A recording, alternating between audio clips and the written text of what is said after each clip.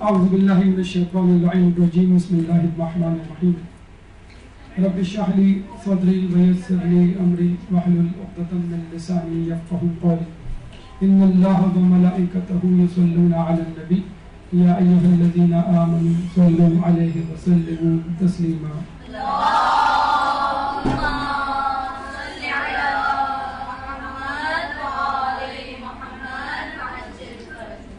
طب رضا اور جدید میڈیکل سائنس کے عنوان سے آج ہماری گفتگو ہے آپ کے سامنے.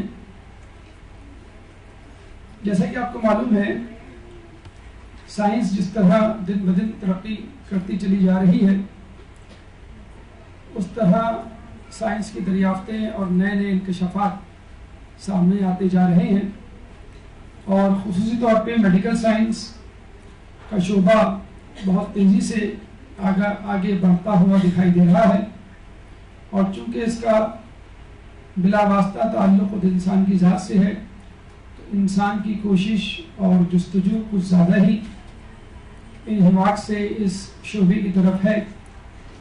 لیکن سائنس کی ترقی کے دور میں پھنس کر کچھ لوگ یہ بھول جاتے ہیں کہ اسلام ایک مکمل دین ہے, ایک مکمل ضابطہ حیات ہے کہ جس نے نہ صرف عبادات بلکہ انسان کی ضروریات زندگی جو دنیاوی طور پر اس پر لاحق ہوتی ہیں ان پہ بھی توجہ دی ہے اور انسان کی زندگی کو ہر پہلو سے مکمل, سہل اور ترقی یافتہ بنانے کی ہر دور میں کوشش کی ہے. اس حوالے سے طب اسلامی کا باقاعدہ ایک شعبہ, ایک میدان وجود میں آ چکا ہے کہ جس میں دین سے محبت کرنے والے اور دنیا کے ساتھ چلنے والے اس بات پر پوری توجہ دیتے ہیں کہ کس طرح اسلامی روایات کو ہم دنیاوی پہلو سے دیکھتے ہوئے اس جدید زندگی میں, اس جدید دور میں اپنے لیے فائدہ مند بنا سکیں. طب اسلامی کے حوالے سے اس وقت مزید جو 3 فروعات ہمارے سامنے ہیں وہ ہیں طب نبوی, طب صادق اور طب رضا. طب نبوی میں رسول اکرم صلی اللہ علیہ وآلہ وسلم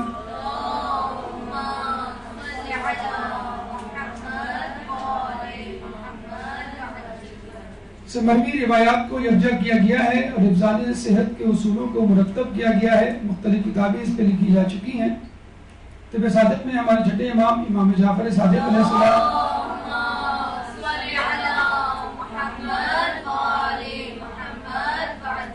کی ذات گرامی سے متعلق روایات کو جن کا تعلق انسان کی صحت سے جمع کیا گیا ہے اور اس میدان میں بھی کئی کتابیں اور مقالات سامنے آ چکے ہیں.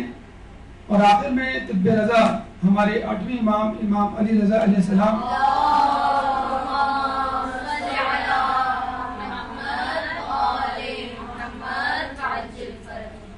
سے مروی روایات کو یکجا کیا گیا ہے. اور یہ تینوں شعبجات یعنی رسول, چھٹے امام اور 8ویں امام سے مروی روایات جن کا تعلق انسان کی صحت سے ہے خود بحار الانوار کی 14ویں جلد میں موجود ہیں. اور چونکہ موضوع انتہائی وسیع ہے, اسلامی طب تو کیا کسی ایک معصوم سے مروی روایات پر مشتمل کسی ایک موضوع کا بھی کما حق احاطہ نہیں کیا جا سکتا. چنانچہ آج کی گفتگو میں طب رضا سے متعلق کچھ گفتگو کی جائے گی, بلکہ یوں سمجھ لیجئے طب رضا میں موجود چند نمونوں کو, چند نکات کو, چند حفظان صحت کو کے اصولوں کو آپ کے سامنے پیش کیا جائے گا. تمام کی تمام طب رضا تو خود ایک میڈیکل سائنس ہے, خود ایک باقاعدہ اسلامی طب کا ایک شعبہ ہے. مزید نکات پہ اگر کبھی انشاءاللہ زندگی رہی تو گفتگو ہوگی. طب رضا کے حوالے سے اس کے پس منظر کو پہلے سمجھ لیجئے کہ عبداللہ بن مامون جو کہ مامون کا بیٹا تھا, اس نے ایک دفعہ دربار سجایا اور بہت سارے علماء اعلام کو مدعو کیا جس میں علم طب سے متعلق افراد بھی موجود تھے. اور اس محفل میں اس نے خود بھی عملی طور پہ حصہ لیا اور عنوان تھا انسانی جسم اور حفظان صحت کے اصول۔ تمام لوگوں نے اپنی اپنی عقل کے مطابق، اپنے اپنے تجربات کے مطابق گفتگو میں حصہ لیا۔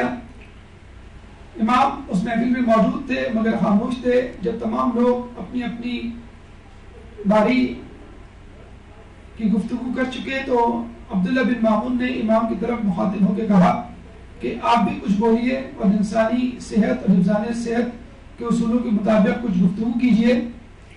امام نے جب گفتگو شروع کی تو گفتگو اتنی طویل ہوئی کہ ابن مامون بیچارہ گھبرا گیا اور کہنے لگا کہ مجھے اس وقت ایک دور دراز سفر میں جانا ہے، کیوں نہ آپ یہ تمام باتیں ایک خط پہ لکھ کر مجھے بھجوا دیں۔ چنانچہ امام نے یہ تمام گفتگو جو انہوں نے اس محفل میں کرنی تھی ایک خط کے ذریعے بادشاہ کو پہنچا دی، اور جب یہ خط جو طویل ترین خط تھا بادشاہ کے پاس پہنچا اور جب اس نے اس کو پڑھا تو بہت زیادہ متاثر ہوا اور برجستہ اس کی زبان سے نکلا کہ اس خط کو تو آب زر سے لکھنا چاہیے، یعنی سونے کے پانی سے لکھنے کے قابل ہے امام کے دیے گئے حفظان صحت کے اصول۔ چنانچہ اس خط کو سونے کے پانی سے لکھا گیا اور وہ خط ذہبیہ کے نام سے مشہور ہوا، اور چونکہ بہت طویل خط تھا، تقریباً ایک کتاب کی صورت، یہ کتابچے کی صورت اختیار کر گیا، چنانچہ اس کو کتاب الذہب یا گولڈن بک یا میڈیکل ڈیزرٹیشن آف امام رضا علیہ السلام کے نام سے بھی یاد کیا جاتا ہے۔ مختلف کتابیں اس پہ لکھی جا چکی ہیں جس میں مختلف محققین، دانشوروں اور طبی ماہرین نے تشریحات نقش کی ہیں، اور خود یہ خط بحر الانوار کی 14ویں جلد بعنوان اسماء والعالم کے عنوان سے مل جائے گا۔ اس محفل میں جو جید طبیب شامل تھے اس میں یوحنا ابن معصویہ، جبرائیل بن بختی اور حکیم صالح بن سلمہ، یہ تین مشہور ترین طبیب اس محفل میں موجود تھے، اور وہ خود امام کی گفتگو کو سن کر دنگ رہ گئے، اور تمام لوگوں نے اقرار کیا کہ امام نے جو گفتگو کی ہے اس کے نزدیک ہماری گفتگو طفل مکتب سے کم نہیں۔ اور اس کے بعد باقاعدہ ایک سند حاصل ہو گئی امام کی گفتگو کو، حفظان صحت کے مرتب کردہ اصولوں کو۔ ہم یہاں پر فقط 12 نکات یا 12 اصول آپ کے سامنے پیش کریں گے جس میں امام نے اشارہ کیا ہے کہ یہ چیزیں کس طرح انسان کی صحت کے لیے مفید ہیں۔ سب سے پہلے ماں کا دودھ ایک بچے کے لیے اور اس کی آنے والی زندگی کے لیے کس طرح مفید ہے۔ دوسرے نمبر پہ سرکہ جو کھانوں میں استعمال ہوتا ہے کھٹاس کے لیے اور دیگر چیزوں کے لیے۔ انار بہت مشہور اور مفید لذیذ پھل۔ شہد ہر شخص کا جانا پہچانا مشروب۔ گلاب کا پھول بلا شبہ جنت اور دنیا کے پھولوں کا سردار۔ زیتون کا تیل نہایت قیمتی اور مفید تیل، حافظہ بڑھانے کے لیے، انسان کے لیے مفید تر چیزیں۔ گوشت کس طرح اہم ہے۔ نمک کی اہمیت کھانوں میں، مسور کی دال کی کیا افادیت ہے، گرم کھانا کس طرح نقصان دہ ہو سکتا ہے، اور خود پانی انسان کے لیے کس طرح اہمیت کا حامل ہے۔ سب سے پہلے ماں کے دودھ کی طرف چلتے ہیں، اور اس میں سب سے پہلے امام کا قول، اس کے بعد سائنسی تشریحات۔ امام نے فرمایا کہ ماں کے دودھ سے بہتر بچے کی کوئی غذا نہیں، اور آج کل کی میڈیکل سائنس بھی یہی کہتی ہے کہ بچے کو 2 سال دودھ پلایا جائے۔ کچھ عرصے پہلے تک میڈیکل سائنس یہ کہا کرتی تھی کہ 1.5 سال یا 1 سال یا 6 مہینے، لیکن اب دوبارہ میڈیکل سائنس اس پہ واپس مطمئن اور متفق ہو چکی ہے کہ بچے کے لیے مکمل طور پہ 2 سال تک دودھ پلانا ضروری ہے۔ اور سورہ بقرہ کی آیت نمبر 233 بھی یہی کہتی ہوئی نظر آتی ہے والوالدات یرضعن اولادہن حولین کاملین، اور جو مائیں اپنے بچوں کو دودھ پلائیں تو 2 سال مکمل دودھ پلائیں، حولین کاملین۔ تو 2 سال کا لفظ اختیار کرنا، انتخاب کرنا، استعمال کرنا اس بات کی دلیل ہے کہ بچے کو 1 سال یا 6 مہینے نہیں بلکہ مکمل طور پہ 2 سال تک دودھ پلانا چاہیے۔ ہاں 6 مہینے بعد 4 مہینے بعد ٹھوس غذا کا استعمال کیا جا سکتا ہے دودھ کے ساتھ ساتھ۔ بچے کے لیے یہ دودھ کس طرح مفید ہے؟ سب سے پہلے تو ماں کے دودھ میں جو کیلشیم، جو غذائیت ہے، وہ خود بچے کے دانتوں کی بیماری کے لیے مفید ہے، یعنی اس کو دانتوں کی بیماری سے بچاتا ہے۔ آپ نے دیکھا ہوگا کہ آج کل کے بچوں میں ڈینٹل کیریز اور دانتوں کے امراض بہت زیادہ ہو گئے، اس سے پہلے نہیں ہوا کرتے تھے۔ بچوں میں آج کل دوائیوں کا استعمال، بچوں کا بار بار بیمار پڑنا اس بات کی دلیل ہے کہ بچے کی غذائیت میں کچھ کمی ہے، اور سب سے اہم کمی خود ماں کا دودھ ہے۔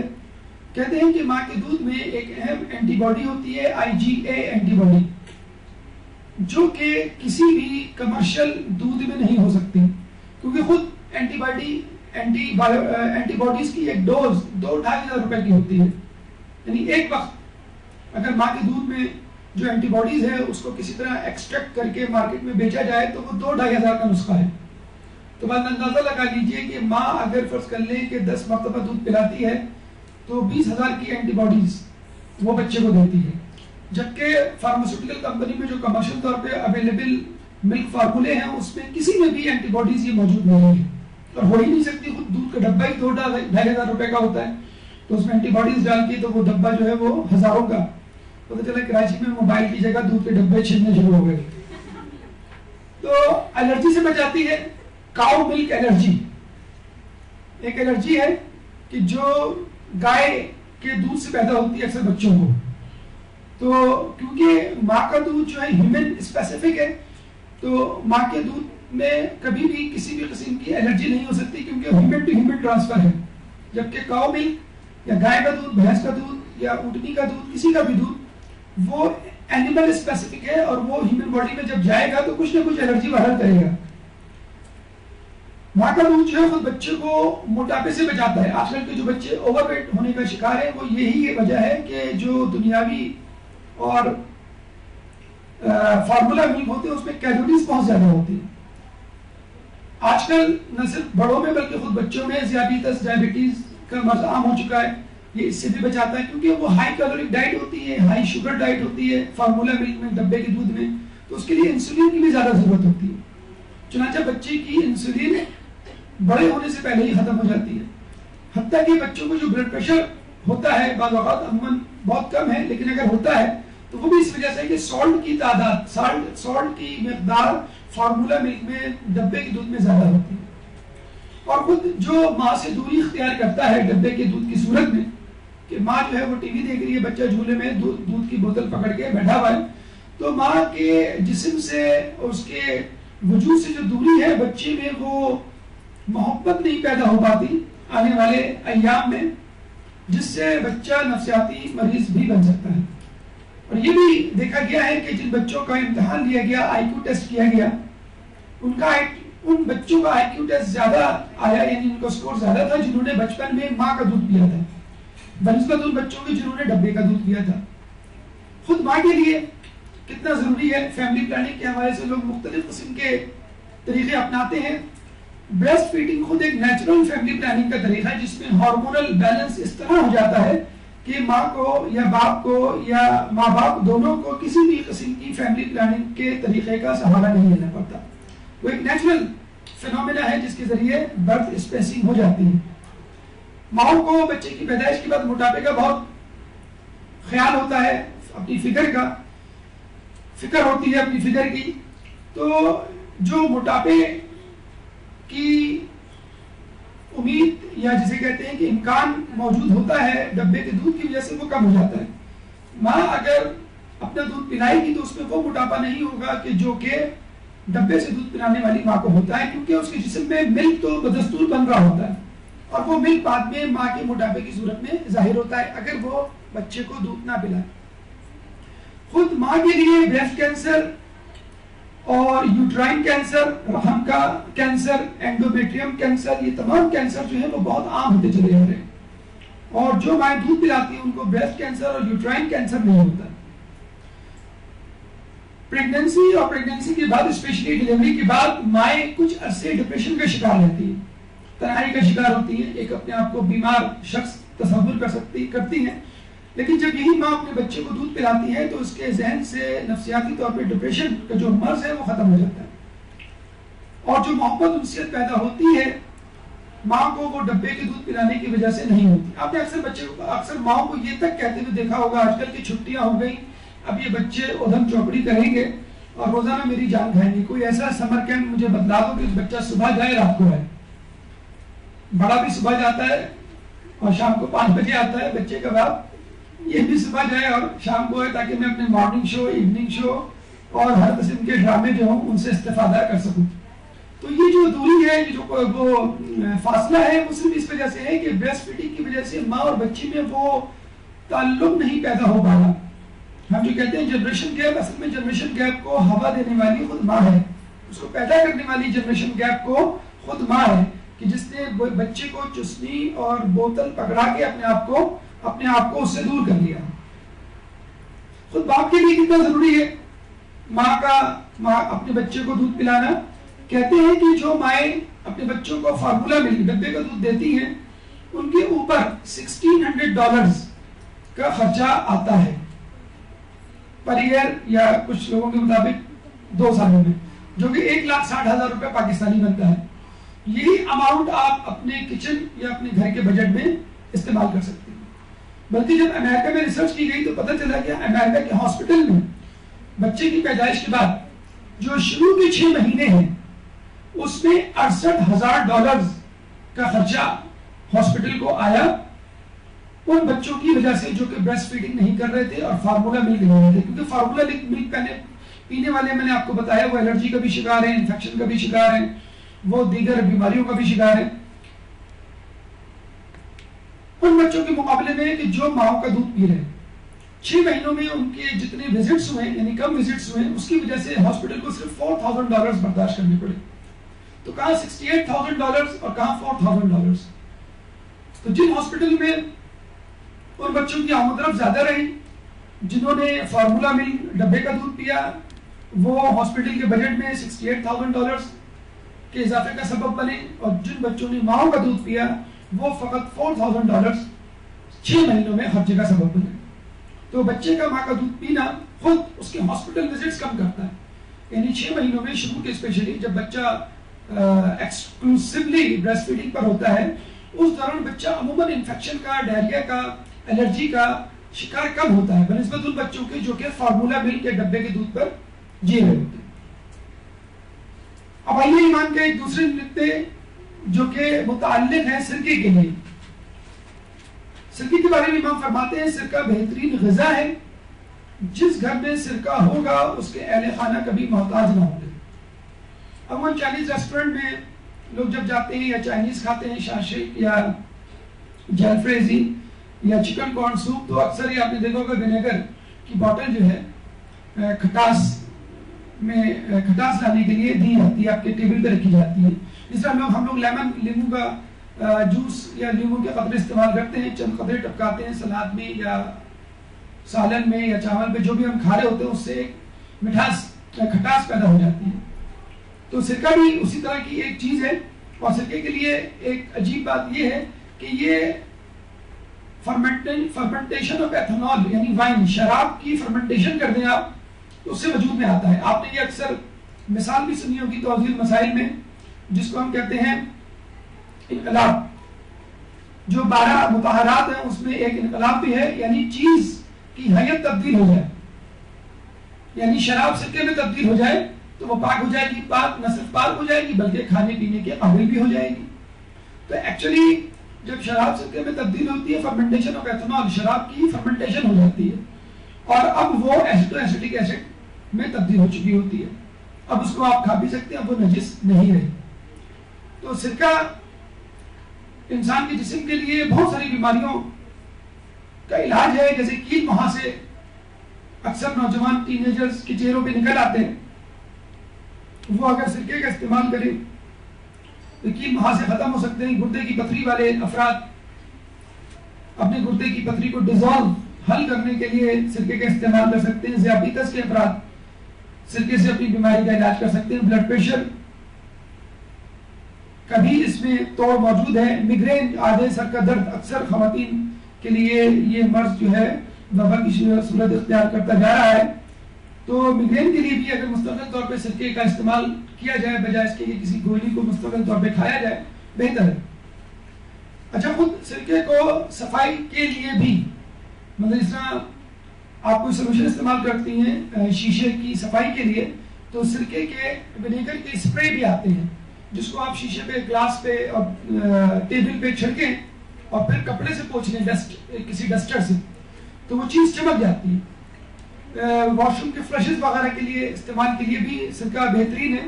تو نہ صرف انسان کی صحت کے لیے بلکہ گھر کی صفائی کے لیے بھی سرکے کو آپ استعمال کر سکتی ہیں اور انسان کبھی محتاج نہیں ہوگا. تیسرا نقطہ انار کے لیے ہے. بڑا لذیذ اور مشہور پھل لیکن ساتھ ساتھ کافی مہنگا پھل بھی. امام فرماتے ہیں کہ انار میں ایک دانہ جنت کا ہوتا ہے. اتنا قیمتی پھل ہے کہ ایک نہ ایک دانہ جو ہے وہ جنت کا ضرور ہوگا. اسی لیے کہا جاتا ہے کہ اگر کوئی شخص انار کھائے تو پورا انار کھائے. اس میں شیئرنگ اسکیئرنگ والا معاملہ نہیں چلے گا. اگر آپ کو کرنی ہے شیئرنگ تو ہر کسی کے لیے ایک ایک انار لے آئیں. مہنگا پھل ہے لیکن جب آپ اس کے فائدے سنیں گے تو آپ اس کے لیے پیسہ خرچ کرنے سے نہیں ڈریں گے. قرآن میں خدا فرماتا ہے وَكُلُوا وَالزَّيْتُونَ وَالرُّمَّانَ. جب خدا انار اور زیتون کے کھانے کا مشورہ دے رہا ہے تو یقیناً زیتون اور انار میں کوئی نہ کوئی ایسی خوبی کوئی نہ کوئی ایسی بات ہوگی کہ جس کی وجہ سے اللہ تعالیٰ اس کو کھانے کا کہہ رہا ہے. اور یہی نہیں, جنت میں جو باغات ہیں, جنت میں جو نعمتیں ہیں اس میں بھی رمان یعنی انار موجود ہے. فیہما فاکہۃ ونخل ورمان. اور انہی میں یعنی انہی باغات میں کھجور کے درخت بھی ہیں, میوجات بھی ہیں اور انار کے پھل بھی ہیں. تو وہ پھل جو کہ جنت کے لیے منتخب کیا جا چکا ہو یقیناً اس میں کوئی نہ کوئی فائدہ کوئی نہ کوئی بھلائی ہوگی. خود بی بی سیدہ سلام اللہ علیہ کے حوالے سے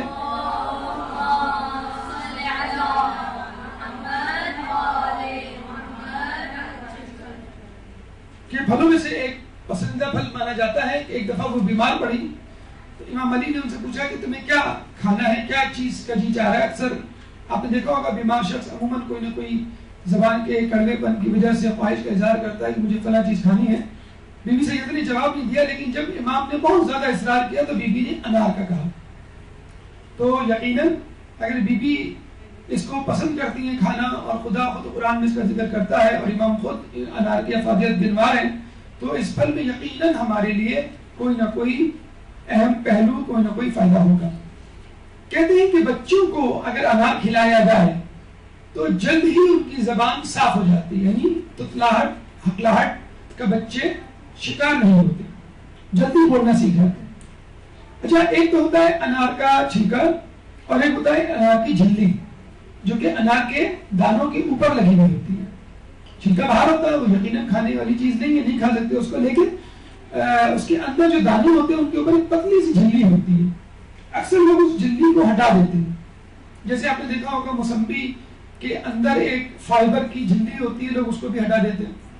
تو ان چیزوں کو جن کو کھایا جا سکتا ہے ان کو نہ ہٹایا جائے. بہت زیادہ ہو سکتا ہے اس طرح کا ٹیسٹ نہ ہو جس طرح پھل کا ہوتا ہے.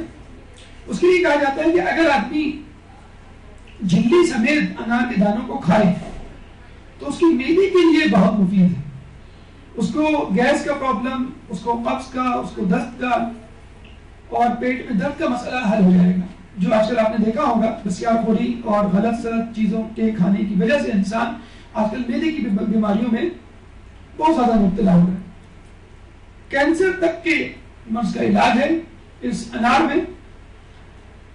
شریانوں کا دوبارہ کھلنا یہ بہت اہم مسئلہ ہے اور آپ نے دیکھا ہوگا کہ آج کل بڑی بڑی کم عمر کے بچے ٹین ایجرز جو ہیں وہ ہارٹ اٹیک کا شکار ہو. ابھی ڈان میں ایک آرٹیکل چھپا تھا جس میں بتلایا گیا تھا کہ کراچی کے پاکستان کے شہر میں باقاعدہ کانفرنس ہوئی جس میں پاکستان بھر کے کنسلٹنٹس آئے، ڈاکٹرز آئے. انہوں نے بتلایا کہ ہارٹ اٹیک کا مرض جو ہے، دل کے امراض جو ہیں وہ 19 سال سے 26 سال کے بچوں یعنی نوجوانوں کو ہو رہے ہیں. 19 سال. اس کی وجہ کیا بتائی گئی؟ سگریٹ نوشی. اس کی کیا وجہ بتائی گئی؟ سیڈنٹری لائف اسٹائل، یعنی بچوں نے کھیلنا کودنا بند کر دیا، ٹی وی کے آگے، انٹرنیٹ کے آگے، ویڈیو گیمز کے آگے، موبائل کے آگے بیٹھے رہتے ہیں، ٹیبلٹ لیپ ٹاپس کے آگے.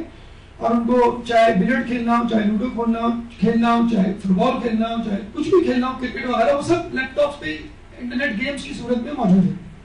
تو بچوں کی فزیکل ایکٹیویٹی بالکل ختم ہوتی جا رہی ہے. پھر جنک فوڈ نے ہمارا ایک مسئلہ بہت بڑا کھڑا کیا ہوا ہے. فرینچ فرائز ہیں، برگر ہیں، بروسٹ ہیں، جس میں فیٹی فوڈ، فیٹی میل شامل ہوتا ہے. اس سے ہوتا کیا ہے کہ یہ اضافی چیز، ایک تو خود چکنائی ہم کھا رہے ہیں. ایک صاحب سے ہم گفتگو کر رہے تھے کہ پیزا میں ہوتا کیا ہے سوائے چیز کے، تو کہہ رہے چیز ہی تو کھانے کی چیز ہے. تو ہم نے کہا بھائی چیز ایک بٹر ہے، ایک مکھن ہے، ایک چکنائی والی چیز ہے، اس کو کھا کے آپ کے بدن کو کیا فائدہ ہوگا؟ اگر ہم برصغیر کے رہنے والوں پہ یہ الزام دیا جاتا ہے کہ اب اسپائسی فوڈ بہت کھاتے ہیں، تو بھائی یہ امریکہ اور یورپ والے بھی فیٹی فوڈ بہت کھاتے ہیں. تو پیزا میں دیکھا جائے چیز کے علاوہ ہے کیا؟ آدھا تو تقریباً چیز ہوتا ہے اس میں. تو ہوتا کیا ہے، یہ چیز یا یہ چکنائی آپ کی شریانوں میں جا کے جم جاتی ہے، جس کی وجہ سے آپ کی شریانیں سکڑ جاتی ہیں، پہلے وقتی طور پہ، پھر دائمی طور پہ. اور ایک وقت آتا ہے کہ یہ شریانیں اتنی سکڑ جاتی ہیں کہ خون کا بہاؤ رک جاتا ہے دل کی طرف، خصوصی طور پہ دل میں. اور بڑی عمر ہو جائے تو بعض اوقات دماغ کی شریانوں میں بھی یہ چکنائی جمع ہو کے اس کو سکڑا دیتی ہے. تو بڑھاپے میں اکثر ادھیڑ عمر میں اسٹروک ہونے کا، فالج ہونے کا خطرہ ہوتا ہے، اور نوجوانی میں یا اس سے پہلے جو ہارٹ اٹیک کا خطرہ ہوتا ہے. آپ نے آج کل ایک نام سنا ہوگا، بہت مشہور ہو رہا ہے، اینجیوگرافی یا اینجیوپلاسٹی. اینجیوگرافی کیا ہوتا ہے کہ اس میں ہم ڈائی ڈالتے ہیں، وہ ڈائی جو ہے شریانوں میں جاتی ہے اور دل کی شریانوں میں جا کے وہ بتلاتی ہے کون سی آرٹری کتنی بلاک ہے، کون سی ویسل کتنی بلاک ہے. اگر بہت زیادہ بلاک ہوتی ہے تو وہاں پہ ایک میکرونی کی شکل کی ایک چھوٹی سی ٹیوب ڈال دی جاتی ہے. اسٹرانگ ہوتی پیپسی میں جو ڈالتے ہیں کولڈ ڈرنک میں، تو اس کا چھوٹا سا پیس سمجھ جائے. میکرونی بھی آتی ہے ایسی، تو میکرونی ٹائپ کی چیز جو ہے وہ ڈال دیتے ہیں ویسلز میں، جس کو ہم کہتے ہیں اینجیوپلاسٹی. تو وہ کیا ہوتا ہے، وہ آرٹری کو وہ بلاک کر دیتا ہے. ہماری کنسلٹنٹ سے بات ہوئی تو ہم نے اس سے پوچھا کہ جب آپ اینجیوپلاسٹی کرتے ہیں یعنی وہ اسٹینٹ ڈالتے ہیں، تو کیا آرٹری اپنی شکل پہ واپس چلی جاتی ہے؟ تو کہتے نہیں، آرٹری مزید نہیں سکڑے گی، وہ خون کی نالی مزید سکڑے گی نہیں، بس اسی شکل میں رہے گی. تو دیکھا جائے یہ بیماری کا علاج نہیں ہے، یہ تو آپ نے بیماری کو ایک اسٹیج پہ ٹھہرا دیا. جیسے شوگر کا مریض ہے، اس کو آپ نے ڈیونل یا انسولین لگا کے کہہ دیا کہ بس ٹھیک ہے اب آپ کو استعمال کرنی ہے عمر بھر. یا بلڈ پریشر کے مریض کو آپ نے گولیاں دے دی اور کہا یہ استعمال کرنا ہے عمر بھر. تو یہ بیماری کے لیے کیور نہیں ہے، بیماری کو آپ نے اس جگہ ٹھہرا دیا. تو جب چکنائی یا اضافی کھانے کی وجہ سے بننے والی چکنائی، ایک تو وہ چکنائی ہوتی ہے جو ہم کھا رہے ہوتے ہیں، اور ایک وہ چکنائی ہوتی ہے جو آپ کی بسیار خوری، اوور ایٹنگ کی وجہ سے آپ کے جسم میں وجود میں آتی ہے. ایکسٹرا کیلوریز، ایکسٹرا فوڈ آپ کے جسم میں چکنائی کی صورت میں جمع ہوتی ہے اور شریانوں میں جا کے ڈمپ ہو جاتی ہے، اس کو سکڑا دیتی ہے. تو وہ دوبارہ شریان یا خون کی نالی اپنی پرانی صورت میں نہیں جائے گی. اگر وہ سکڑ گئی تو سکڑ گئی، پھیلے گی نہیں. ہمارے لوگ پھیل جاتے ہیں تو پھر پھیلے رہتے ہیں، سکڑتے نہیں ہیں. تو نالیاں جو ہے وہ سکڑتی ہے تو پھیلتی نہیں ہے. تو یہ جو انہار ہے یہ ریورس ایتھروسکلوروسس کرتا ہے، یعنی خون کی نالی کو جو سکڑ گئی ہے دوبارہ اپنی پھیلاؤ والی حالت میں، پرانی حالت میں لے جاتا ہے. تو کتنی اچھی بات ہے، اور کتنا جسے کہتے ہیں کہ ایک دھماکہ خیز انکشاف ہے جو دل کے امراض والوں کے لیے اور دیگر لوگوں کے لیے ہے کہ انار سے آپ کی خون کی نالیاں جو سکڑ گئی ہیں دوبارہ پرانی حالت میں واپس جا سکتی ہیں. ذیابیطس، ڈائبٹیز کے لیے اکثیر ہے، جوڑوں کے درد کے لیے اکثیر ہے. اچھا اگر آپ غور کریں، ابھی تک ہم نے جو 2-3 وہ پڑھے فائدے مختلف چیزوں کے، اب انشاءاللہ آگے بھی پڑھیں گے، تو بار بار ذیابیطس یعنی ڈائبٹیز، بلڈ پریشر، جوڑوں کا درد، ان تینوں کا تذکرہ بہت آئے گا. اور آپ دیکھ لیجئے ان تینوں ہی کے امراض ہماری معاشرے میں اس وقت سب سے زیادہ ہے. ڈائبٹیز کتنی تیزی سے پھیل رہا ہے، ہائی بلڈ پریشر کتنی تیزی سے پھیل رہا ہے، جوڑوں کا درد روزانہ ایک نئی کرسی کا اضافہ ہو جاتا ہے مسجد میں کہ فلاں صاحب اب جوڑوں کے درد میں مبتلا ہو گئے, اب وہ بیٹھ نہیں سکتے اور وہ کرسی پہ بیٹھیں گے. تو اب یہ لگتا ہے کہ دریاں بچھائی جائیں گی باقاعدہ لوگوں کے لیے جو بیٹھ کے نماز پڑھ سکتے ہیں, ورنہ زیادہ تر لوگ جو ہے وہ کرسی پہ بیٹھ کے نماز پڑھا کریں گے. تو یہ سب اس وجہ سے ہے کہ ہم نے نیچرل فوڈ, نیچرل ریسورسز کو بالکل خیر آباد کہہ دیا ہے. ہمارے بچوں کو آپ چاکلیٹ کھلاتے ہیں, وہ بڑے مزے سے اس کو قبول کریں گے. بچے کو کیلا کھلائیں, آم کھلائیں, انار کھلائیں تو وہ اس کو دوا سمجھے گا. تو خود بھی اس میں ہماری بھی کوتاہی ہے کہ ہم نے کولڈ ڈرنکس کو جو ہے وہ بہت زیادہ مقام دے دیا ہے. شہد اور دودھ کو بالکل جسے کہتے ہیں کہ پیچھے چھوڑ دیا ہے. بچے دودھ پینے کی بجائے ایک زمانے میں بچوں کو دودھ پلا کے سلایا جاتا تھا. بچے روزانہ کسی ایک کولڈ ڈرنک کے بغیر گزارا نہیں کرتے تھے. اسی طرح چاکلیٹ میں اتنی زیادہ مٹھاس ہوتی ہے کہ اگر اس کو آپ کوئی پھل کھلائیں گے تو اس کو پھیکا معلوم ہوگا. ایک کیڈبری کی ایک کٹ کیٹ یا ایک کوکونٹ یا جسے کہتے ہیں کہ دیگر چاکلیٹ بچے کو دیں اور وہ کھائے, اس کے فوراً بعد آپ اس کو آم دے دیں جو سب سے میٹھا پھل ہے, کیلا دے دیں جو میٹھے ترین پھلوں میں شمار ہوتا ہے, انجیر وہ دے دیں, چیکو دے دیں میٹھا ترین پھل ہے, کھجور ہے میٹھا ترین پھل ہے, یہ دے دیں تو ان پھلوں تک کو وہ پھیکا سمجھے گا اور پھینک دے گا. اچھا اب یہ بات جو آپ ابھی سوال آپ کے ذہن میں آتا ہوگا کہ اگر یہ اتنے بڑے بڑے انکشافات ہیں کہ ریورس اسکلروسس کر دے گا, شریان اپنی جگہ واپس چلی جائے گی, دل کا اٹیک نہیں ہوگا, یہ انگریزوں کو کیوں نہیں معلوم ہو, کیوں نہیں بتاتے؟ بتلاتے ہیں لیکن بہت کم, جو بہت ہی مخلص قسم کے انگریز ہیں. اگر انہوں نے یہ باتیں بہت عام کر دی تو ان کی پروڈکٹس بکنا بند ہو جائیں گی.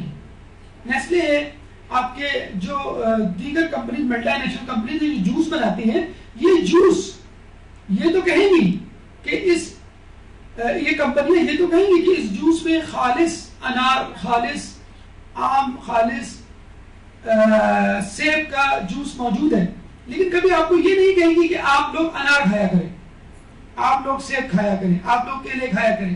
تو ظاہر سی بات ہے آپ لوگ اگر انار, کیلے اور موسمبی کھائیں گے تو ان کا جوس کون خریدے گا؟ رانی جوس سعودیہ میں کتنا مشہور ہے, جو حج پہ عمرے پہ گئے ہوں گے وہ کتنا پی کے آئے ہوں جسے کہتے ہیں وہاں پہ. باقاعدہ اس کو آپ پیے تو آخر میں ڈبے میں سے موسمبی کے پیسز نکلتے ہیں. باقاعدہ اس میں بتایا جاتا ہے, ٹی وی پہ جو ایڈورٹیزمنٹس آتے ہیں مختلف جوس کے, بتایا جاتا ہے کہ دیکھیں یہ پھل درخت سے ٹوٹ کے گرا اور ڈائریکٹ اسی ڈبے میں ہی گر گیا, جلدی سے آپ ڈبہ خرید لیں. یہ کبھی نہیں کہا جائے گا کہ آپ جائیں درخت سے توڑ کر اس کو, پروفیٹ یوسف کی مووی دیکھیں تو بادشاہ جو ہے اس کا غلام جو ہے وہ انگور کے خوشے کو پریس کر کے باقاعدہ فریش جوس پلا رہا تھا بادشاہ کو. یہاں تو جو بیمار پڑ جائے اس کو انگور دیتے ہیں. ہاں آپ اسی انگور کا جوس ملٹی نیشنل کا لا کے دے دیں, کولڈ ڈرنک دے دیں, وہ بالکل شوق سے پی لے گا. تو یقین کیجئے, اب یہ جو میں آپ کو بتاؤں نام ہمیں لینا پڑ جاتا ہے, اس میں آپ کہیں گے شاید آپ کی کسی کمپنی سے انبن ہو گئی ہے. یہ جو ریڈ کلر کا آج کل وہ آیا ہوا ہے جوس اسٹنگ, تو یقین کہ اس میں کیا ہے, مطلب جو کمپنی میں کام کرنے والے وہ خود بتاتے ہیں ہم 10 چمچے چینی ڈالتے ہیں اور ایک لال رنگ کا کیمیکل. وہ بوری کاکا ہمارے لیے زیادہ بہتر ہیں جو گولڈن مارکیٹ پہ کیمیکل بیچتے ہیں جس سے ہم محرم کی شربت بناتے ہیں.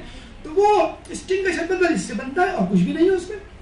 ریڈ بل ہے اور جتنے بھی انرجی ڈرنکس ہیں ان کے نام پر بیوقوف بنایا جا رہا ہے. اسٹیرائڈ ملا دیا تھوڑا سا انرجی آپ کو آ جائے گی, شوگر ملا دی کیمیکل ٹیسٹ کے لیے ملا دیا, جتنی بھی ڈرنکس ہیں ان کا بھی یہ ہے. اچھا اس میں ایک بات بھارت ہم میں کامن ہے, ایک ٹیسٹ ہے جو زبان پہ رہ جاتا ہے. آپ کوئی بھی کولڈ ڈرنک پیئے, گرین ہو کہ بلیک ہو کہ اورنج ہو, ایک ٹیسٹ ہے جو زبان پہ رہ جاتا ہے. بس وہ ٹیسٹ جب زبان کو لگ جاتا ہے, جسے کہتے ہیں نا انسان کو جب منہ کو جب خون بھی لگ جائے نا تو وہ پھر مردار کھانے کی بھی عادت اس کو پڑ جاتی ہے. جب وہ ٹیسٹ لگ جاتا ہے تو بس لوگ جو ہیں, آپ یقین کریں جتنی بھی کولڈ ڈرنکس ہیں وہ امریکہ یورپ میں نہیں بکتی ہیں, وہاں تو گرمیاں ہوتی نہیں ہیں. یہ سب جو ہے بیوقوف بنایا جاتا ہے مڈل ایسٹ, پاکستان, انڈیا, بنگلہ دیش, سری لنکا, یہ جو ممالک آدھی آبادی جسے کہتے ہیں ایشیا کی یہاں رہ رہی ہے, اور بڑی وجہ سے بیوقوف بننے کی جسے کہتے ہیں تیار بھی ہو جاتے ہیں. تو اگر انگریز اتنا زیادہ پروموٹ کریں گے, پروپیگیٹ کریں گے نیچرل فوڈ اور پھلوں کو, تو ان کی پروڈکٹس کون خریدے گا؟ اچھا اور بھی نورون علی نور کی مقدار, ظلم علی ظلم دیکھیں کہ وہ لوگ ان کے جو کنٹریز ہیں وہ ایگریکلچرل لینڈ نہیں ہے ہماری طرح. ہمارے 70% ایگریکلچرل فارمز ہیں ہمارے یہاں پوری پاکستان میں. تو یہی جو پروڈکٹس ہیں ان کے لیے جو پھل وہ کہاں سے لیتے ہیں؟ پاکستان سے لیتے ہیں. جو نیسلے اور دیگر کمپنیز کا جو دودھ ہے اس کے لیے کیا بھینسیں امریکہ سے آتی ہیں؟ جی پاکستانی کی بھینسوں کو استعمال کیا جاتا ہے. ان کو نیسلے کے ڈبے میں ڈال کے اور ڈبل ٹرپل قیمت میں آپ کو دے دیا جاتا ہے. اور دودھ والے کو میلے کچھالے لباس میں دکھا کے ٹی وی پہ کہہ دیا جاتا ہے کہ یہ جو ہے گندا سنتا رہتا ہے, اس سے آپ کیا دودھ خریدیں گے. تو خیر قصور تو اس کا بھی ہے کہ وہ دودھ گندا سنتا رہتا ہے. تو نیچرل چیزوں کو آرٹیفیشل چیزوں میں تبدیل کیا گیا اور پھر اس آرٹیفیشل چیزوں کو ڈبہ پیک کر کے کمپنی کا نام دے کر اس کی خود خوب ایڈورٹائزمنٹ کی گئی ہے. اور پھر اس دیکھیے ایک وہ آتا ہے چکن کیوب, اتنا سا چکن کیوب جو آپ کی انگلی کے ایک پور میں آ جائے, اس کے لیے کتنا بڑا بل بورڈ پہ اشتہار کراچی کی سڑکوں پہ لگے ہوئے ہوتے ہیں, آپ نے دیکھا ہوگا. بے دھڑک کیا وہ جملہ ہے کہ دھڑکے سے چکن کے تڑکے, کیا وہ جملہ ہم نے یاد کرنے کی کوشش کی کل سڑک پہ چلتے ہوئے, وہ دیکھا ہم نے اتنا بڑا بورڈ میں دیکھنا پڑا کہ اشتہار کس چیز کا, خالی بورڈ پڑا ہوا ہے تو بیچ میں ایک ڈاٹ نقطہ لگا ہوا ہے, وہ کیوب تھا وہ اس کا کہ کچھ نہیں تو مسور کی دال میں چکن کا یہ کیوب ڈال کے مزے لو چکن کے. یہ تو مطلب جسے کہتے ہیں ہمارے مسلط کی گئی یہ چیز کہ بس ٹیسٹ ہونا چاہیے, چاہے حلیم کھا رہے ہو چاہے مسور کی دال, چکن ہونا چاہیے. اسی طرح اور چیزوں کا ٹیسٹ ہونا چاہیے, لیکن اصل چیز وہ جسے کہتے ہیں غائب ہے. وہ کبھی نہیں کہیں گے آپ دالیں کھائیں. دالیں اور سبزیاں پاکستان میں وافر مقدار میں موجود ہیں. اگر لوگ یہ کھانا شروع کر دیں گے تو پھر کیا ہوگا؟ تو ان کی چیزیں کون خریدے گا؟ محبت خود بخود ختم ہو جائے گی. اگر انسان گوشت سے سبزی اور پھل پر اتر آئے تو ہمارا تو اوڑھنا بچھونا ہی سبزی اور پھل ہے. 70% پاکستان کا زرعی علاقہ, اچھا صرف پاکستان نہیں, جتنے بھی آپ کے ماڈریٹ کلائمیٹ کے ایریاز ہیں یہ تمام مسلمان کنٹریز ہیں زیادہ تر, تو ان میں جو ہے یہ چیزیں زیادہ ہوتی ہیں ایگریکلچرل مطلب سبزیاں اور پھل. اور امریکہ کینیڈا یورپ میں یہ چیزیں نہیں ہوتی بلکہ کمپنیز ہوتی ہیں وہاں پہ.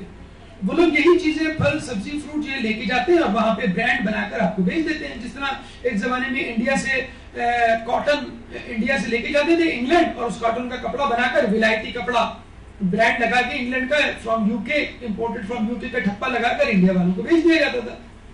جس میں ایک زمانے میں انہوں نے دھمکی بھی دیتی تھی انڈیا والوں کو کہ اگر تم ہماری بات نہیں مانو گے تو ہم انگلینڈ سے کپڑا امپورٹ کرنا چھوڑ دیں گے, نہیں منگائیں گے تمہارے لیے کپڑے. تو گاندھی جی نے باقاعدہ اس کا منہ توڑ جواب دیا اور اپنے گھر میں چرخہ لگایا, چرخہ لگا کے سوت سے کاٹن بنانا شروع کر دیا. خود لٹھے کے کپڑے بغیر سلے ہوئے جو احرام ہم پہنتے ہیں وہ احرام گاندھی جی نے پہننا شروع کر دیا. تو مطلب وہ میسج حج کا احرام مسلمانوں کے لیے تھا اور گاندھی نے اس پہ عمل کر کے جسے کہتے ہیں بتلا دیا. کچھ چیزیں ہماری ہیں وہ لوگ استعمال کرتے ہیں اور کچھ چیزیں ان کی ہیں, مثلا انڈین فلم میں ہم استعمال کرتے ہیں. بات برابر ہو گئی. تو آپ نے دیکھا کہ یہ کس طرح آپ کو نیچرل لائف سے دور لے جا کر, اچھا اب یہ الگ بات ہے کہ اب امریکہ اور یورپ میں ایسے گروپس پیدا ہو گئے جو یہ کہتے ہیں کہ بھائی نیچرل لائف اسٹائل کی طرف آئیے, یعنی آپ نیچے سوئیے, یعنی آپ جو ہے وہ پانی کا استعمال زیادہ کریں, یعنی آپ ویجیٹیبل اور فروٹس کا استعمال زیادہ کریں, آپ جو ہے آرٹیفیشل سویٹنر اس کا استعمال کم کریں, جو پرزروڈ فوڈ ہیں ان کا استعمال کم کریں, فریش فوڈ کا استعمال زیادہ سے زیادہ کریں. لیکن ظاہری بات ہے نقار کھانے میں طوطی کی آواز کون سنے گا؟ یہ وہ لوگ ہیں جن کی کمپنیز نہیں ہیں, جو ملٹی نیشنل کمپنیز ہیں ان پہ قبضہ یہودیوں کا ہے یا ان لوگوں کا جو کہ استعمار کے حوالی ہیں. تو وہ چاہیں گے کہ کسی طرح انسان دور ہو جائے. دیکھیں چھوٹی چھوٹی چاکلیٹس ہیں 10-10 5-5 روپے کی چاکلیٹس, ان کے اشتہارات آپ دیکھ لیجئے کتنے ٹی وی پہ تواتر سے آتے ہیں. مگر یہ وہ فائدے ہیں جو آپ کو نظر آئیں گے انار کے کھانے سے, اور یہ وہ بیماریاں جو دور ہوں گی اور نہ کھانے کی وجہ سے. وہ اس وقت کامن شہد, اب شہد کا نام لیوا یقین کریں کوئی نہیں, دادی اماں نانی اماں شاید کھاتی ہوں, لیکن میں نے تو نہیں دیکھا کہ کسی گھر میں باقاعدہ شہد کی بوتل ہو. ایک زمانے میں شہد باقاعدگی سے کھایا جاتا تھا ناشتے کی ٹیبل پہ.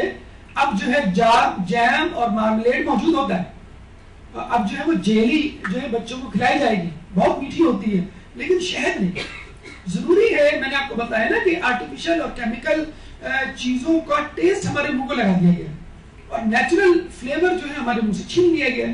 شہد کا ایک نیچرل فلیور ہے جسے کہتے ہیں کہ جو شہد کی مکھی بناتی ہے نیچرل چیز ہے, اس کو چھوڑ کر آپ جو ہے وہ جیلی اور دوسری سویٹ چیزوں کی طرف. امام فرماتے ہیں شہد میں شفا ہے اور شہد کا تحفہ واپس نہیں کرنا چاہیے. اتنی تاکید ہے اکثر آپ نے دیکھا ہوگا کہ لوگ گاؤں دیہات جاتے ہیں تو آپ واپسی میں آپ کے لیے اچھا پہلے لوگ منگایا کرتے تھے اپنی ماسی سے یا کسی شخص سے جو ان کا جاننے والا ہو, چوکیدار ہو, جو گاؤں جاؤ بھائی اپنے ملک سے شہد ضرور لے کر آنا. وہ بڑے محبت سے آپ کے لیے شہد لے کے آتا تھا, یا دیسی گھی ضرور لے کر آنی. اب وہ چیزیں مفقود ہو چکی ہیں. امام فرماتے ہیں کہ شہد میں شفا ہے اور شہد کا تحفہ واپس نہیں کرنا چاہیے. اگر تم اس کو حقیقی سمجھو گے کہ یہ کیا تحفہ ہے تو کھانے پینے کی چیز بھی, تو اس کو واپس نہیں کرنا چاہیے. کیوں؟ اب آپ دیکھ لیں کتنے فائدے ہیں. ایک اور جگہ حدیث میں آیا ہے کہ جو شخص مہینے میں کم از کم ایک مرتبہ شربت شہد پیے اور خدا سے اس شفا کا تقاضا کرے کہ جس کا قرآن میں ذکر ہے, تو وہ اسے 70 قسم کی بیماریوں سے شفا بخشے گا, بشرط یہ کہ آپ کا ایمان ہو, بشرط یہ کہ یقین ہو کہ اللہ نے اس شہد میں کوئی خوبی, کوئی فائدہ رکھا ہے, اور اس یقین کے ساتھ جب آپ اس کو استعمال کریں گے, وہ بھی مہینے میں. دیکھیں امام کہہ رہے ہیں, ان کو معلوم تھا کہ امت جو ہے وہ کس طرف چلی جائے گی, چاکلیٹ اور جیلی اور جیمز کی طرف, تو کم از کم مہینے میں ایک مرتبہ آپ شہد کا استعمال کر لیں.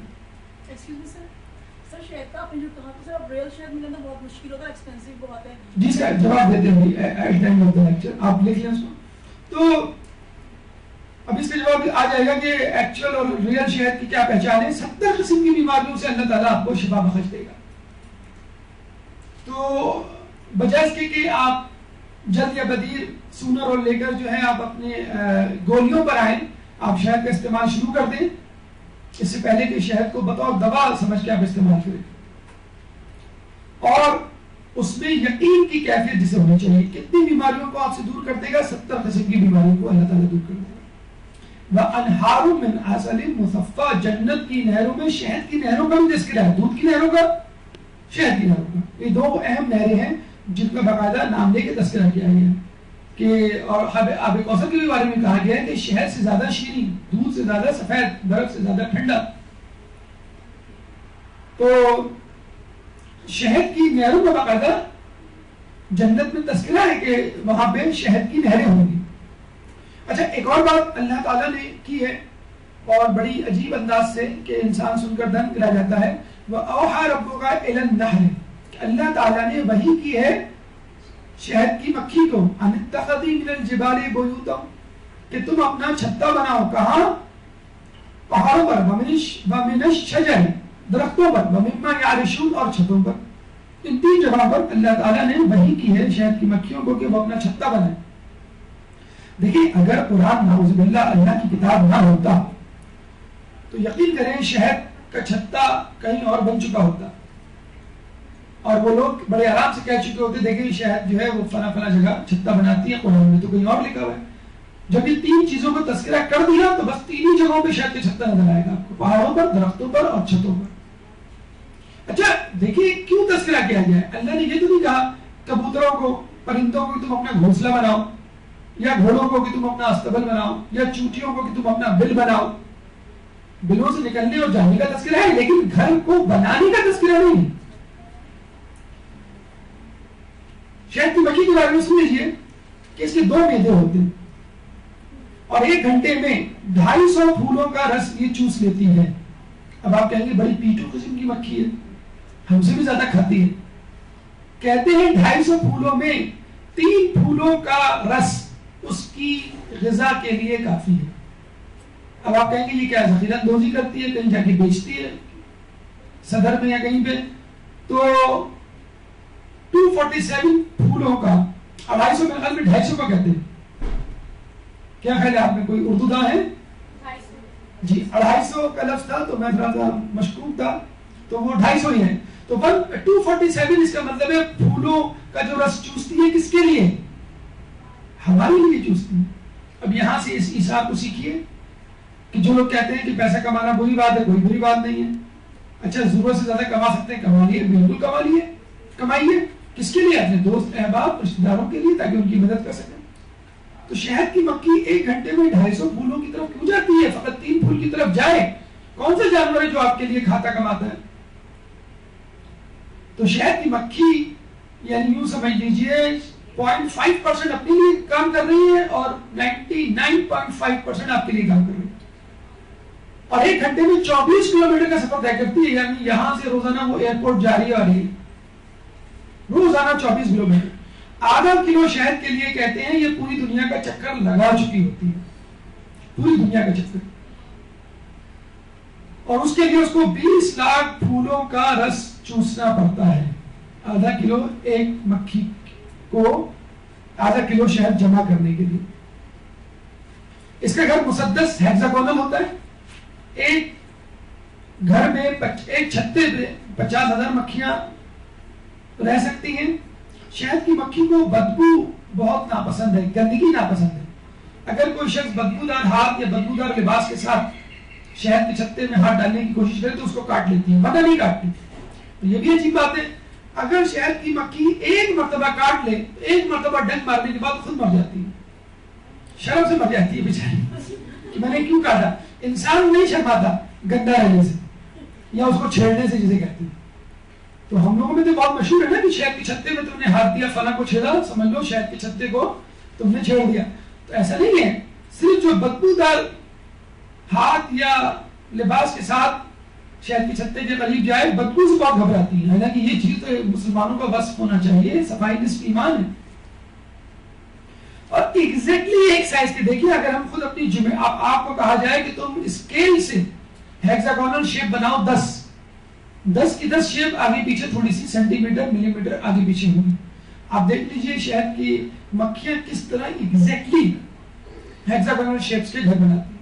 ایک ملکہ مکھی ہوتی ہے، ملکہ مکھی کی طرح یہ مطلب یہ نہیں ہے وہ سانس بن کے بیٹھ گئی، میرے ہاتھ دباؤ، پیر دباؤ، چائے لاؤ، کھانا پکاؤ، نہیں، وہ خود مکھیوں کے ساتھ گھومتی ہے اور شہد جمع کرتی ہے، اور ہاؤس کیپنگ بھی، مطلب وہ بیوز بھی ہوتی ہے جو کہ سارے گھر کے کام کاج صفائی ستھرائی کرتی ہے۔ تو باقاعدہ یہ تمام مکھیوں کا ایک جسے کہتے ہیں کہ جتھا ہوتا ہے جو پورے شہد کے چھتے کو مینٹین کر رہا ہوتا ہے۔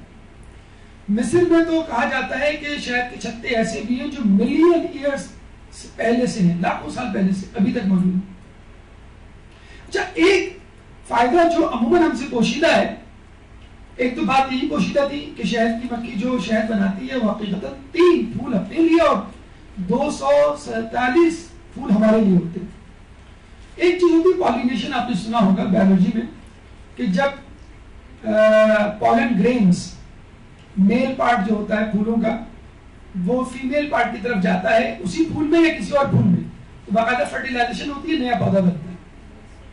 تو یہ جو شہد کی مکھی ہے جب کسی پھول پہ بیٹھتی ہے تو میل پالن گرینز کی ٹانگوں سے باڈی سے چپکتے ہیں، اور جب وہ دوسرے پھول کی طرف جاتی ہے تو یہ پالن گرینز وہاں ڈسچارج ہوتے ہیں، وہاں گرتے ہیں رگڑ سے، تو نیا پھل پودا وجود میں آتا ہے۔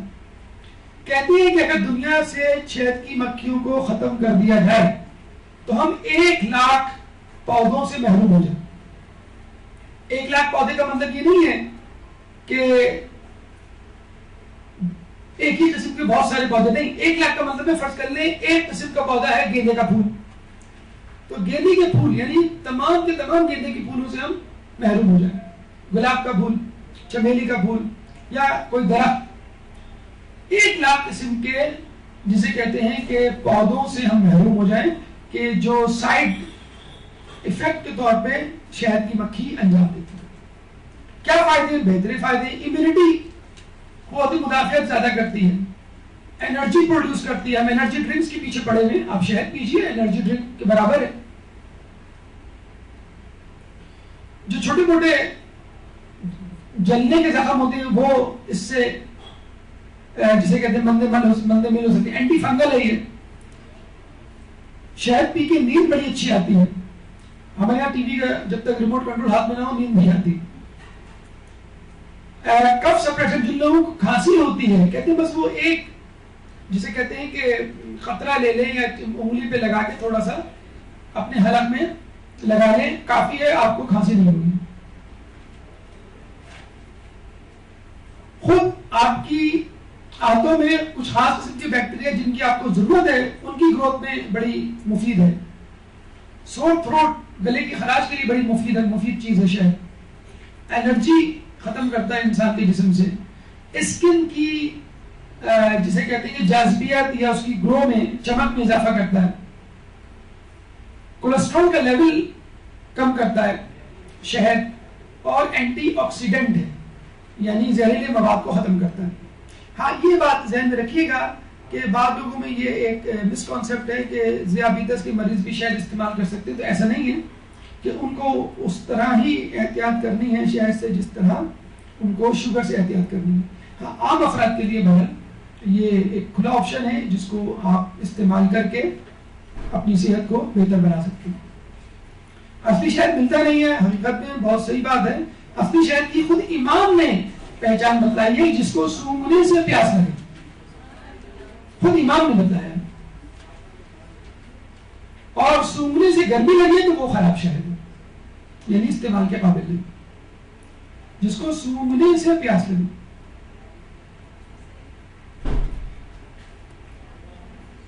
اس کے بعد گلاب کے حوالے سے امام کے اقوال میں ایک قول ہمیں ملتا ہے کہ گلاب جنت کے پھولوں کا سردار ہے، اور شاید دنیا میں کوئی ہی ایسا شخص ہوگا جو یہ کہتا ہو کہ مجھے گلاب سے بھی بہتر فلاں پھول پسند ہے۔ بہرحال گلاب کی برتری، افادیت، خوشبو سے کوئی انکار نہیں کر سکتا، اس کی خوبصورتی اور صورت اور سیرت جسے کہتے ہیں دونوں ہی لاجواب ہے، اور اس کا کوئی مقابل نہیں۔ بی بی سیدہ سلام اللہ علیہ کو بھی گلاب سے تشبیہ دی جاتی ہے۔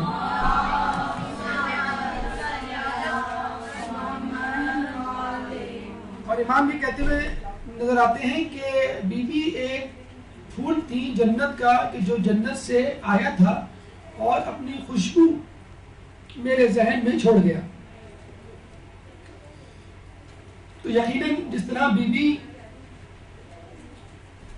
طرح گلاب پھولوں کا سردار ہے، اسی طرح خود بی بی بھی عورتوں کی سیدۃ النساء العالمین، عورتوں کی سردار ہے۔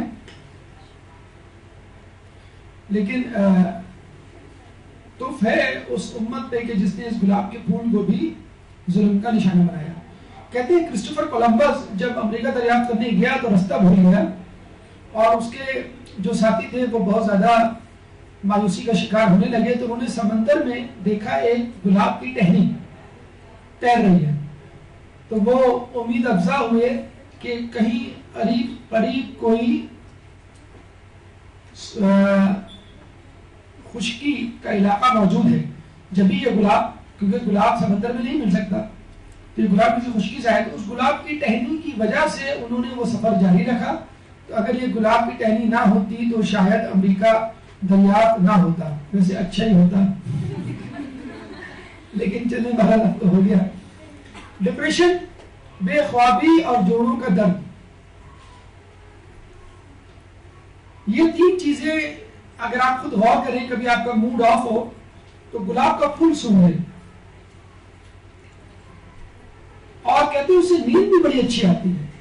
خود گلاب کا عرق استعمال کرنے سے جوڑوں کا درد جسے کہتے ہیں کہ وہ ختم ہو جاتا ہے، لیکن وہ بار بار گھوم پھر کے ذیابیطس، بلڈ پریشر، جوڑوں کا درد، جو امام کے اقوال ہم بھلا بیٹھے ہیں، جس کی وجہ سے ان تمام امراض کا ہم شکار ہیں۔ زیتون کا تیل بڑا مشہور تیل ہے، بڑا مہنگا تیل ہے، یقیناً جو عام تیل ہے اس سے شاید 4 گنا زیادہ مہنگا تیل ہے۔ آپ اپنے تیل کی خوراک، تیل کی مقدار کو 1/4 کر دیجئے اور زیتون کا تیل استعمال کیجئے، یعنی وہ 100 روپے لیٹر ہے تو فرض کر لیں یہ 400 روپے لیٹر۔ جب 1/4 کریں گے اپنے تیل کی مقدار تو آپ 1/4 زیتون کا تیل خریدنے کے حقدار ہو سکتے ہیں، اس میں استطاعت آپ کی پیدا ہو سکتی ہے۔ تو زیتون کے تیل میں ایک ایسا کولیسٹرول ہے جو عام تیلوں میں نہیں ہوتا، اور یہ کولیسٹرول آپ کی صحت کے لیے بہتر ہے۔ امام فرماتے ہیں کہ زیتون کا تیل استعمال کرنے والا 40 دن تک شیطان کے شر سے محفوظ رہتا ہے۔ عرب ممالک میں اگر آپ کا آنا جانا ہوا تو آپ کو معلوم ہوگا کہ وہاں زیتون کا تیل بہت استعمال، خیر وہاں زیتون کے درخت بھی زیادہ ہیں اور استعمال بھی بہت زیادہ ہے۔ بہت کم لوگ جو ہیں وہ دوسرے تیل استعمال کرتے ہیں، پاکستان میں بھی کم لوگ ہیں، الٹا حساب ہے پاکستان میں کم لوگ ہیں جو زیتون کا تیل استعمال کرتے ہیں۔ اس میں ایسا کولیسٹرول ہے کہ جو دل کے لیے زیادہ بہتر ہے، اور قرآن میں باقاعدہ قسم کھائی گئی ہے والتین والزیتون، انجیر کی اور زیتون کی۔ دیکھیے انجیر بھی مفقود ہے، انجیر شاید بھی آپ نے سنا ہو کہ کوئی انجیر کھاتا ہو، یا جسے کہتے ہیں جس کو انجیر کھانے کا شوق ہو، بہت مفید جسے کہتے ہیں کہ غذا ہے، پھل ہے، ڈرائی فروٹ ہے. اور زیتون بھی اگر اللہ تعالیٰ کسی چیز کی قسم کھا لے تو یقیناً اس میں کچھ فائدہ ہوگا. اچھا یہ آیت سنیے، بڑی عجیب آیت ہے، اور سن کر آپ فیصلہ کیجئے اور انشاءاللہ زیتون کی اہمیت آپ کے دل میں اجاگر ہو جائے گی. اللہ نور السماوات والارض، اللہ آسمانوں اور زمین کا نور ہے. مثل نورہ کمشکات فیہا مصباح، اس کے نور کی مثال اس طرح کی ہے کہ جس میں چراغ ہو. المصباح فی زجاجۃ، اور چراغ شیشے کی قندیل میں ہو. الزجاجۃ کأنہا کوکب دری، اور قندیل ایک چکمکاتے ستارے کی مانند ہو. یوقد من شجرۃ مبارکۃ زیتونۃ، جو زیتون کے بابرکت درخت سے روشن کیا جائے. لا شرقیۃ ولا غربیۃ، جو نہ مشرق والا ہو نہ مغرب والا ہو. اللہ آسمان زمین کا نور ہے، وہ نور اس طاق میں ہے کہ جس میں چراغ ہو، چراغ شیشے کی قندیل میں، اور قندیل ایک جگمگاتے ستاروں کی طرح ہو جو زیتون کے درخت سے روشن کیا جائے. اب بتلائیے کہ اللہ تعالیٰ چاہتا تو زیتون کا تذکرہ نہ کرتا، زیتون کی جگہ کسی اور تیل کا تذکرہ کر دیتا. تو اللہ تعالیٰ اپنی ذات کو نور سے اور اس نور کو نسبت دے رہا ہے زیتون کے تیل سے، کہ زیتون کا تیل اس نور کے جگمگانے کا سبب ہے. تو یقیناً اس تیل میں ایک برکت، ایک افادیت ایسی ہوگی جو کسی اور تیل میں یا کسی اور غذا میں نہیں ہوتی. یہ پھل اچھا یہ بھی ہم بتلا دیں کہ یہ جو زیتون کا تیل ہے یہ ایک پھل کا جوس ہے بیسیکلی. جیسے آم کا جوس ہے، کیلے کا جوس ہے، انار کا جوس ہے، تو یہ پھل ہے زیتون بیسیکلی، جس کا ہم فروٹ جس فروٹ سے ہم جوس نکالتے ہیں اس جوس کو ہم بطور تیل استعمال کرتے ہیں. اچھا اس کا جو درخت ہے وہ بھی بڑا عجیب و غریب ہے. کہتے ہیں کہ اس کے درخت کو آپ 100 سال تک استعمال کر سکتے ہیں. زیتون کا تیل جو ہے وہ بے اولادی کے لیے، جن لوگوں کی اولاد نہیں ہوتی ان کے لیے ایک بہت اچھا اکسیر ہے، تحفہ ہے، ایک دوا ہے. سفید رنگت انسان کی رنگت کو لبنان میں عموماً بہت پایا جاتا ہے. بلغم کی صفائی کرتا ہے، جوڑوں کے درد کے لیے، دل کے امراض، صحت مند جلد اور کینسر تک کے علاج کے لیے. دیکھیں آج کل کے دور میں کینسر تک کا مرض بڑا عام ہوتا جا رہا ہے. اور آپ دیکھ لیجیے جتنی بھی چیزیں ابھی ہم نے پڑھی، گلاب ہم پڑھ رہے ہیں، شہد ہم نے پڑھا، اور دیگر چیزیں، اس میں آپ دیکھیں کینسر تک کے مرض کا جو ہے وہ علاج ان پھلوں میں، ان طبیعی یا نیچرل فوڈز میں موجود ہے. تو بے اولادی، سفید رنگت، بلغم کی صفائی، جوڑوں کا درد، دل کے امراض، صحت مند جلد اور کینسر تک کا علاج آپ کو اس میں مل جائے گا. مہنگا تیل ہے، اس کا علاج ہم نے آپ کو بتلا دیا ہے. تو کہ آپ اپنا تیل کا استعمال 1/4 ایک چوتھائی تک لے جائیں تو یقیناً آپ کی جو قیمت ہے وہ آپ کو دینے میں کوئی مسئلہ نہیں ہوگا. زیتون کا درخت کہتے ہیں 100 سال تک قائم و دائم رہتا ہے، اور ان 100 سالوں میں 4 لیٹر فروٹ جوس آپ اس سے نکال سکتے ہیں، یعنی زیتون کا تیل. حافظے کے لیے لوگ اکثر شکایت کرتے ہوئے نظر آتے ہیں کہ ہمارا حافظہ کمزور ہے، چیزیں ہمارے ذہن میں نہیں رہتی، جو رہتی ہیں وہ فوراً اڑ جاتی ہیں. اس کا ایک سبب تو یہ ہے کہ ہم نے مشینوں پہ انحصار کرنا شروع کر دیا ہے. جب کیلکولیٹر آیا تھا لوگوں نے پہاڑے یاد کرنے چھوڑ دیا، پہاڑ لگنے لگے، اور اب جو ہے وہ کمپیوٹر آ گیا ہے تو آپ کو جو ہے وہ باقی چیزیں بھی آپ بھول گئے. بلکہ آپ یہ یاد کرتے ہیں، آپ سے پوچھا جائے کہ فلاں چیز آپ کو یاد ہے تو آپ کہتے ہیں یہ کس فائل میں رکھی ہوئی ہے، اور یہ فائل جو ہے وہ کس جگہ ہے. یہ آپ کو یاد رکھنا آج کل جو ہے وہ مشکل ہو جاتا ہے. تو وہ چیز خود بذات خود کیا یاد ہوگی. لوگوں کو اپنا نمبر نہیں یاد ہوتا، پوچھیں تو کہیں گے کہ آپ جو ہے وہ میں آپ کو مس کال دیتا ہوں، نمبر آ جائے گا، آپ خود دیکھ لیجیے گا کہ میرا نمبر کیا ہے. قرآن پڑھنے، شہد کھانے اور دودھ پینے سے حافظہ بڑھتا ہے. ٹونک نہ کھائیں، کسی قسم کا کوئی ٹوٹکا استعمال نہ کریں، فقط قرآن پڑھیں، شہد کھائیں اور دودھ پئیں. ان تینوں سے آپ کا حافظہ بڑھے گا. قرآن کے حوالے سے آپ کو معلوم ہے حافظ قرآن جو ہوتا ہے وہ حامل قرآن ہوتا ہے. 6000 سے زیادہ جملوں آیات کا حامل ہوتا ہے، ان کو ازبر کیا ہوا ہوتا ہے. تو اس کے لیے یہ کہنا کافی ہے کہ جو شخص 6000 سے زیادہ آیات کو، پورے قرآن کو، 30 پاروں کو حفظ کر سکتا ہے بغیر سمجھے، تو وہ ایک ایسی کتاب، ایسے مضمون، ایسے سبق کو کیوں نہیں یاد کر سکتا جو اس کو سمجھ میں آ رہا ہو. آج کل بڑا ٹرینڈ ماشاءاللہ چل گیا ہے، بڑی خوشی ہوتی ہے کہ بچے جو حافظ قرآن ہیں وہ بڑی تیزی سے آگے بڑھ رہے ہیں. اکثر ماں باپ جو ہے بچوں کو اپنے اسکول سے نکلوا لیتے، 2 سال قرآن حفظ کرواتے، پھر دوبارہ اسکول میں ڈال دیتے، اور بچہ وہ 2 سال کمپنسیٹ کر لیتا ہے. یعنی 6ٹھی کلاس یا 4تھی کلاس میں آپ نے بچے کو نکالا، حفظ کروایا، اور 8ویں کلاس کا ٹیسٹ دے کر 8ویں کلاس میں ڈلوا دیا. وہ اپنے دوستوں سے بھی پیچھے نہیں رہا اور قرآن بھی حفظ کر لیا. اس کو ٹیسٹ ہی تو دلوانا ہے. ابھی ہمارے ایک جانے والے تھے، ان کی بچی تھی، اس کو ایک اسکول میں ایڈمیشن لینا تھا.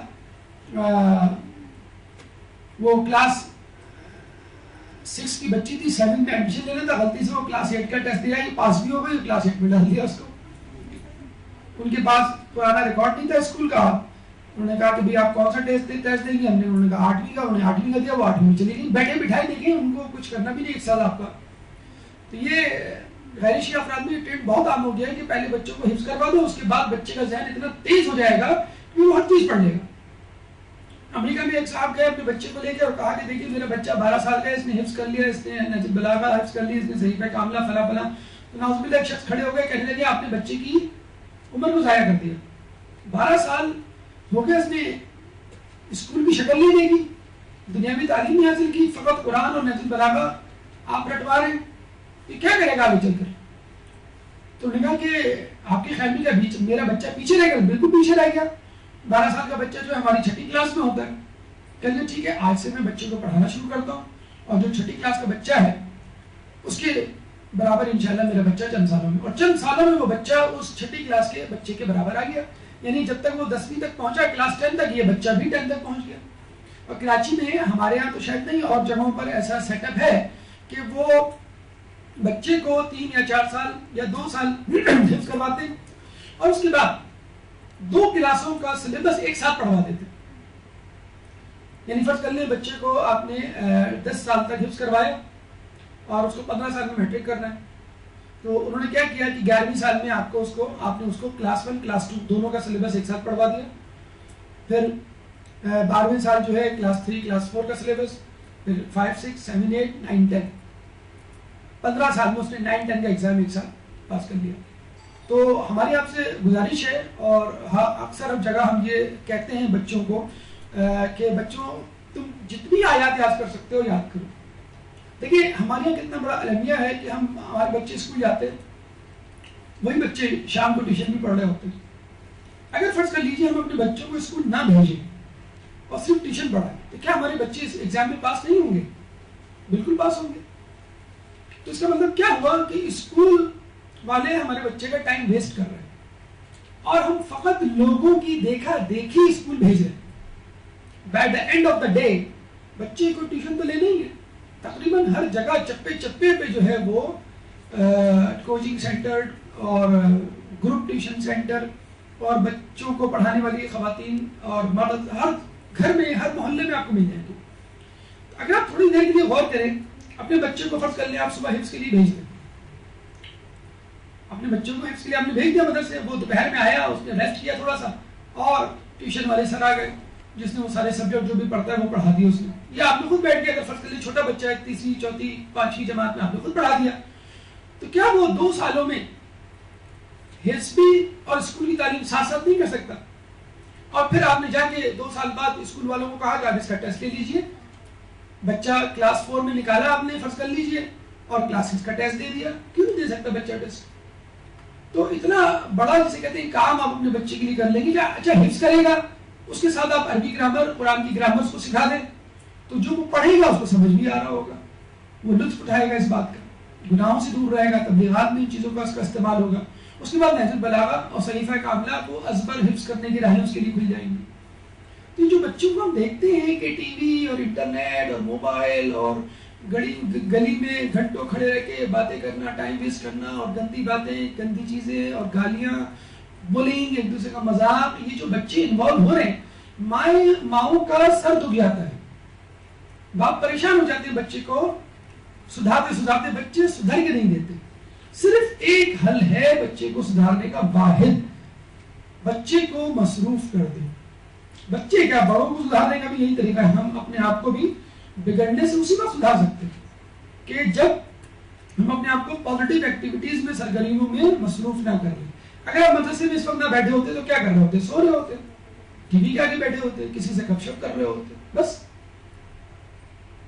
تو بچوں کو کوشش کیجئے کہ کسی طرح حفظ کریں. اگر وہ نہیں کر سکتے تو کم از کم آپ 30واں پارہ یا کچھ سورتیں یا کچھ زیارتیں, کچھ دعائیں وہ تو حفظ کروانا شروع کریں. اور یہ ہم نے دیکھا ہے غیر شیعہ افراد میں اہل تسنن میں یہ بہت زیادہ ٹرینڈ ہو گیا ہے. تقریباً ہر گھر میں ایک بچہ ان کا حافظ نظر آنے لگا. اس سے اس کا حافظہ بڑھتا ہے, خود بخود وہ 2 کلاسیں 1 سال میں کر لیتا ہے. بڑے مزے سے کچھ خاندان تو ایسے ہیں وہ اسکول بلکہ اسکول کیا نہیں بھیجیں گے, اسکول ایسے کھل گئے کہ جب آپ کلاس 1 میں داخل کرانے جاتے ہیں تو وہ یہ صاف کہتے ہیں کہ ہم ان کو 5 سال حفظ کروائیں گے یا 3 سال حفظ کروائیں گے, اور اس کے بعد 2 کلاسیں ہم اس کو پروموٹ کر دیں گے. مطلب اتنا پڑھائیں گے کہ 1 سال میں 2 سال کا کورس کر لے گا اور بڑے آرام سے بچہ کر لیتا ہے. بلکہ ہم نے تو کچھ اسکولوں کو یہ تجویز دے رکھی ہے کہ بھائی آپ بچوں کو گھر نہ بھیجیں 1 بجے کے بعد, اپنے پاس رکھیں. آپ 2 گھنٹے بچوں کو بٹھا کے اسکول کا ہوم ورک کروائیں جو وہ گھر جا کے کریں گے. 3 بج گئے, اس کے بعد بچوں کو 2 گھنٹے دینی تعلیم اور حفظ وہ دیں. 5 بج گئے, 5 سے 6 بچے کو کھلائیں اور 6 بجے بچے کو روانہ کریں گھر کے لیے. گھر آ کے وہ مغربین پڑھے اور اتنا تھکا ہوا ہو کہ ٹی وی کی طرف اس کی نظر ہی نہ جائے, انٹرنیٹ کے گیمز کھیلنے کی فرصت ہی نہ ملے اور فوراً سو جائے. اور جب وہ 8 بجے 9 بجے سوئے گا تو انشاءاللہ فجر کی نماز تو کیا وہ نماز شب کے لیے ہو جائے. دیکھیے بچے جب آتے ہیں ہمارے تھکے پکے آ کے سو جاتے ہیں, پھر ٹیوشن, پھر باہر, پھر آ کے تھوڑا بہت جو ہوم ورک کرنا ہو. تو ایک روٹین ہم یہ کیوں نہیں کر سکتے اپنے اسکولوں میں جو دینی حوالے سے جو وجود میں آئے ان کو آپ خود بھی سجیشن دیں. ہم بھی اس بات کے حامی ہیں کہ اسکول میں دیکھیں فرانس میں ہمارے جاننے والے ان کے بچے پڑھ رہے ہیں, ان کے بچے مغرب کو گھر آتے ہیں. تو ہم نے کہا کھیلتے نہیں بچے, بچے اسکول میں کھیل کے آتے ہیں اور اس کھیل کے نمبر ملتے ہیں روزانہ. ان کو فٹ بال کھیلی ہے تو وہ دیکھتے ہیں بچہ کتنا اچھا کھیل رہا ہے, 10 میں سے نمبر دیے جاتے ہیں اس بچے کو. کتابیں کہتے ہیں بچے بیگ لے کے ہی نہیں جاتے ہیں, کتابیں وہی اسکول والے دیتے ہیں, وہی کاپیاں دیتے ہیں, وہی ہوم ورک کرتے ہیں, وہی رکھ کے آ جاتے ہیں. گھر آتے ہیں تو بس امی ابو سے چند لمحے بات چیت کی اور اس کو نیند آنے لگتی ہے ان کو اور بس ختم. اسکول کی اگر چھٹی کر لی تو اتنا ہیوی 300-400 پاؤنڈ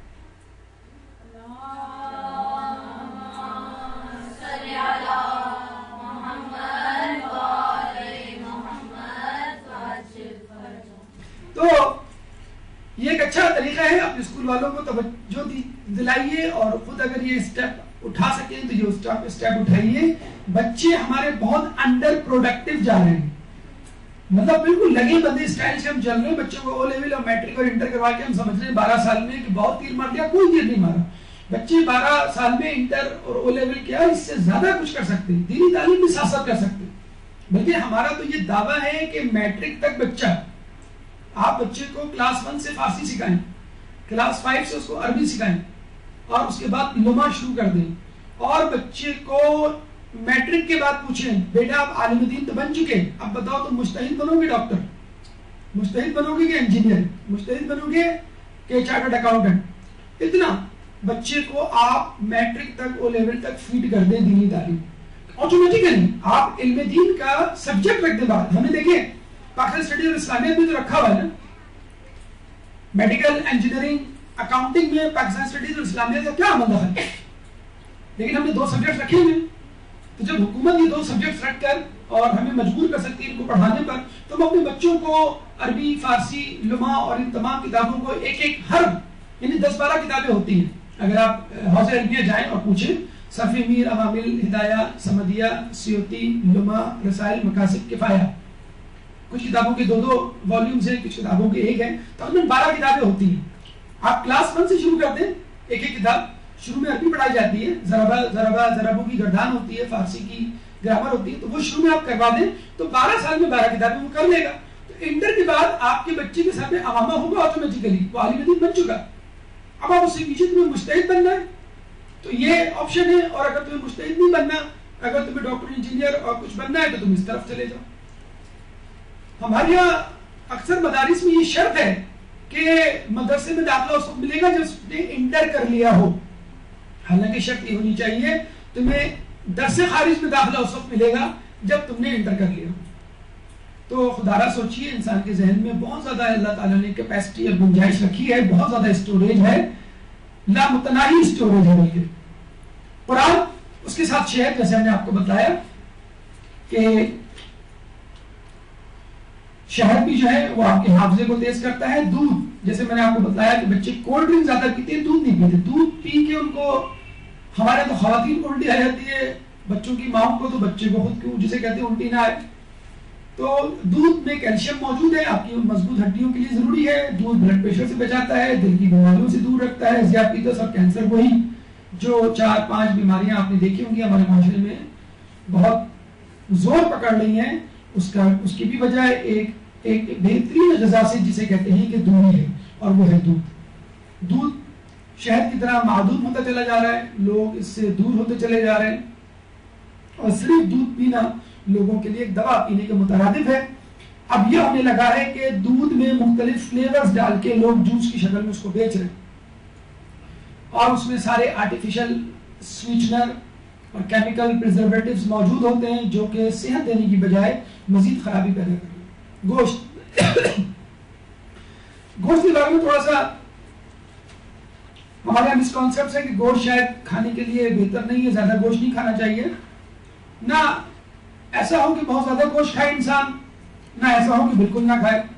امام فرماتے ہیں گوشت کھانے سے شفا حاصل ہوتی ہے اور مرض دور ہوتا ہے. جو شخص 40 دن تک گوشت نہ کھائے وہ بد اخلاق ہو جاتا ہے. تو گوشت کھانا بھی ضروری ہے.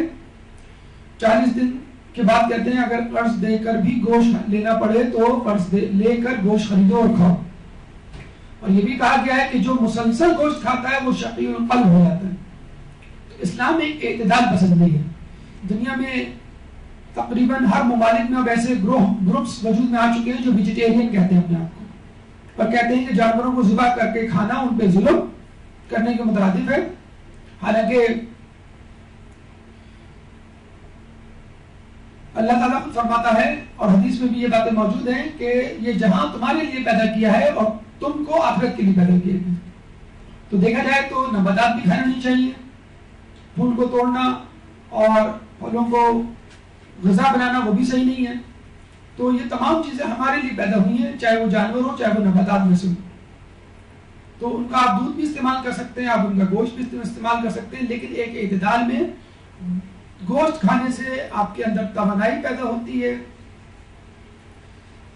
دل قوی ہوتا ہے, میموری میں اضافہ ہوتا ہے, آنکھوں کی بینائی تیز ہوتی ہے, جلد اور بالوں کی صحت و صفائی کا ضامن ہوتا ہے گوشت. اور جو بیماریاں سوجن, انفلیمیشن, زخم کی وجہ سے ہوتی ہیں, آرتھرائٹس کی وجہ سے ہوتی ہیں, آرتھرائٹس بذات خود اس سے دور ہو سکتا ہے.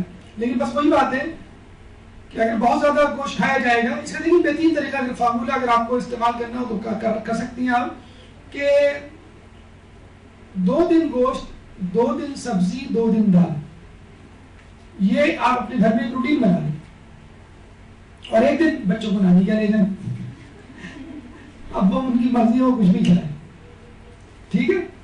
تو 2 دن گوشت, 2 دن سبزی اور 2 دن دال آپ پکائیں.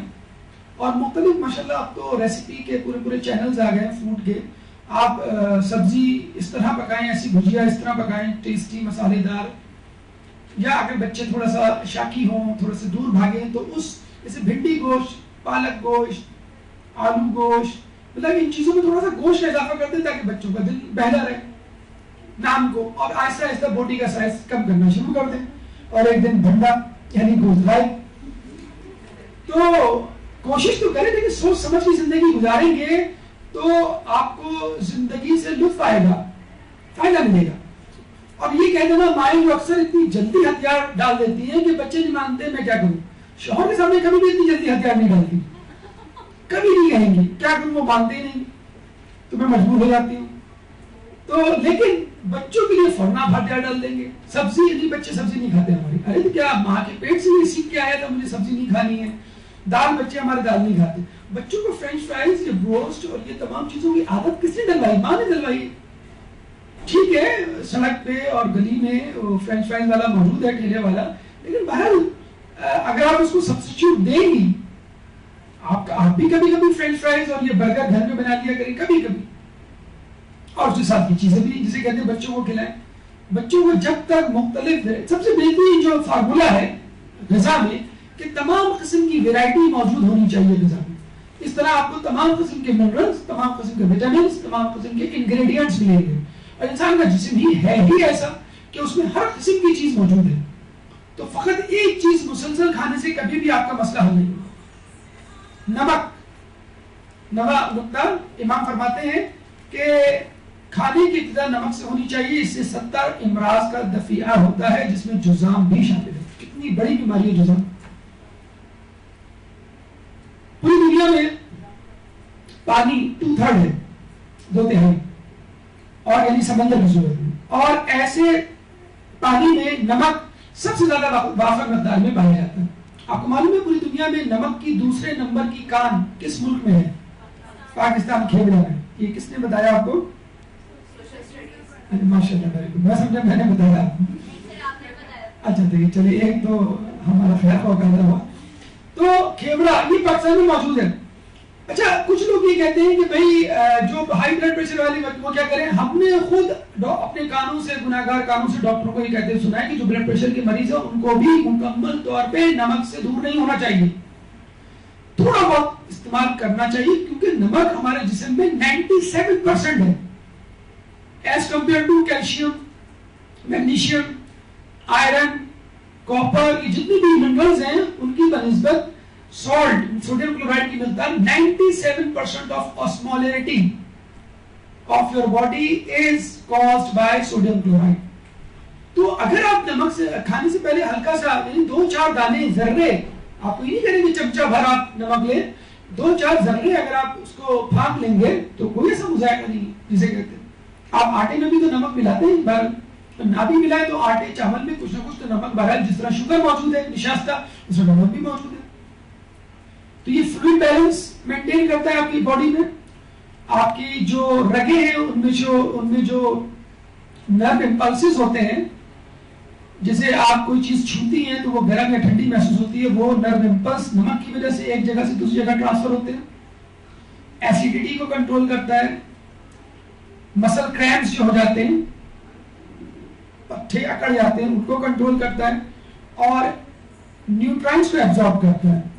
اچھا ایک دلچسپ آپ کو ہم وہ بتائیں اس کی توجہ. ہم نے بڑی تفصیل میں جاننے کی کوشش کی کہ انسان کی باڈی جب کوئی کام کرتی ہے، مثلا آنکھ، ناک، کان، معدہ، ہاتھ پاؤں، عضلات، ہڈی، دماغ، تو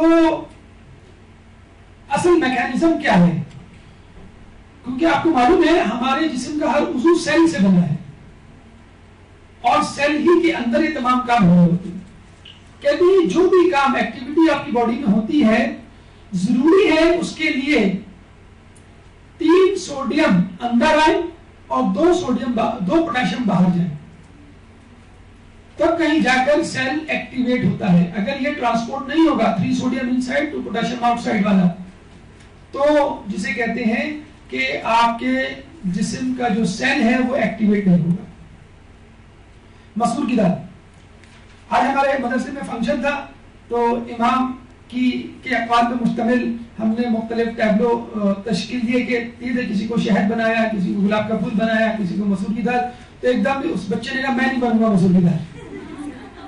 اتنی چڑ ہے دالوں سے ہمارے یہاں لوگوں کو کہ لوگ سمجھتے ہیں کہ بس یہ جو ایدی ہومز اور سیلانی والے اور سڑکوں پہ جو بھکاری ہیں بس یہی کھاتے ہیں دال، یہ منہ اور مسور کی دال، محاورے جسے کہتے ہیں. تو یاد رکھ لیجئے جو دالیں ہوتی ہیں اس میں پروٹین ہوتی ہے، گوشت میں بھی پروٹین ہوتی ہے، لیکن گوشت میں مجبور ہیں آپ پروٹین کے ساتھ فیٹ کھانے پر. دالوں میں جو پروٹین ہوتی ہے اس میں فیٹ نہیں ہوتا. نمبر 2، 1 کلو دال ½ کلو گوشت کے برابر ہوتی ہے، exactly calories wise, protein wise. اب لوگ کہیں گے ابھی 1 کلو دال کون کھائے گا، ہم تو پھٹ جائیں گے 1 کلو دال کھا کے جسے کہتے ہیں. تو آپ 1 کلو دال جو ہے وہ 3 وقتوں میں کھا لیں، کوئی ایسا مسئلہ نہیں. امام فرماتے ہیں کہ مسور کی دال 70 انبیاء کی غذا ہے، اس سے دل نرم ہوتا اور آنسو پیدا ہوتے ہیں. یقین کیجئے آپ دال کھا کے دیکھیے، آپ کو خود احساس ہوگا جس دن آپ دال کھائیں گے، اسپیشلی مسور کی دال، آپ کو احساس ہوگا. دیکھیں یہ جو اکثر آپ نے سنا ہوگا، محسوس بھی کیا ہوگا کہ آج کل لوگ مجلسوں میں بیٹھتے ہیں، رونا نہیں آتا. اسپیشلی بچوں کو، نوجوانوں کو دیکھا گیا ہے، وہ ادھر ادھر جو ہے آنکھیں پھاڑے پھاڑے لوگوں کو دیکھ رہے ہوتے ہیں کہ یہ کس طرح رو رہے ہیں. چلیے بڑے پورے بہرحال روتے ہیں، مسائل بہرحال انہوں نے سنے ہوئے، لیکن آج کل کی اولاد نسل جو ہے وہ پریشان. تو یقین کیجئے ہمارا یہ ایمان ہے، یہ جو ہمارے یہاں مس گائیڈڈ ڈائٹ ہیبٹ بنی ہوئی ہے، جس میں گوشت کا استعمال بہت زیادہ ہے اور دالوں کا استعمال نہیں ہے بالکل، اس وجہ سے ہمارے دل شقی ہو گئے، پتھر دل ہو گئے، ہم لوگ سنگ دل ہو گئے. تو کچھ اگر سنتے ہیں تو اثر نہیں ہوتا. کیوں نہیں ہوتا؟ کہ ہم لوگ ان غذاؤں سے محروم ہیں جو غذائیں انبیاء کی سنت تھی. مسور کی دال انبیاء کی سنت ہے. اچھا ابھی ایک اور نام دوں گا تو آپ کو ہنسی آ جائے گی. کدو کے ساتھ کھائیں دال کو، مسور کی دال کو. کدو نام ہی ہم بہت کم لیتے ہیں اپنی زبان مبارک سے، کہ ہماری زبان کدو کا نام لے. رسول کو بڑا پسند تھا کدو، اور یہ کہا جاتا ہے کہ مسور کی دال کو کدو کے ساتھ، امام کا قول ہے، مسور کی دال کو اگر کدو کے ساتھ کھاؤ گے تو دل نرم ہوگا، اور اگر صرف کدو کھاؤ گے تو غمگین دل کا سرور واپس آ جائے گا، آپ کا دل خوش ہو جائے گا، عقل میں اضافہ ہوگا صرف کدو کھانے سے. رسول کی سنت ہے کدو کھانا. ہمارے یہاں یہ دیکھیں، میں تو کہتا ہوں کہ ہمارے اوپر یہ عذاب الہی ہے کہ اب جو بھنڈی ہے وہ بھی 120 روپے کلو مل رہی ہے. جسے کہتے ہیں کہ پہلے لیڈی منہ نہیں لگاتی تھی، اب لیڈی فنگر منہ نہیں لگاتی.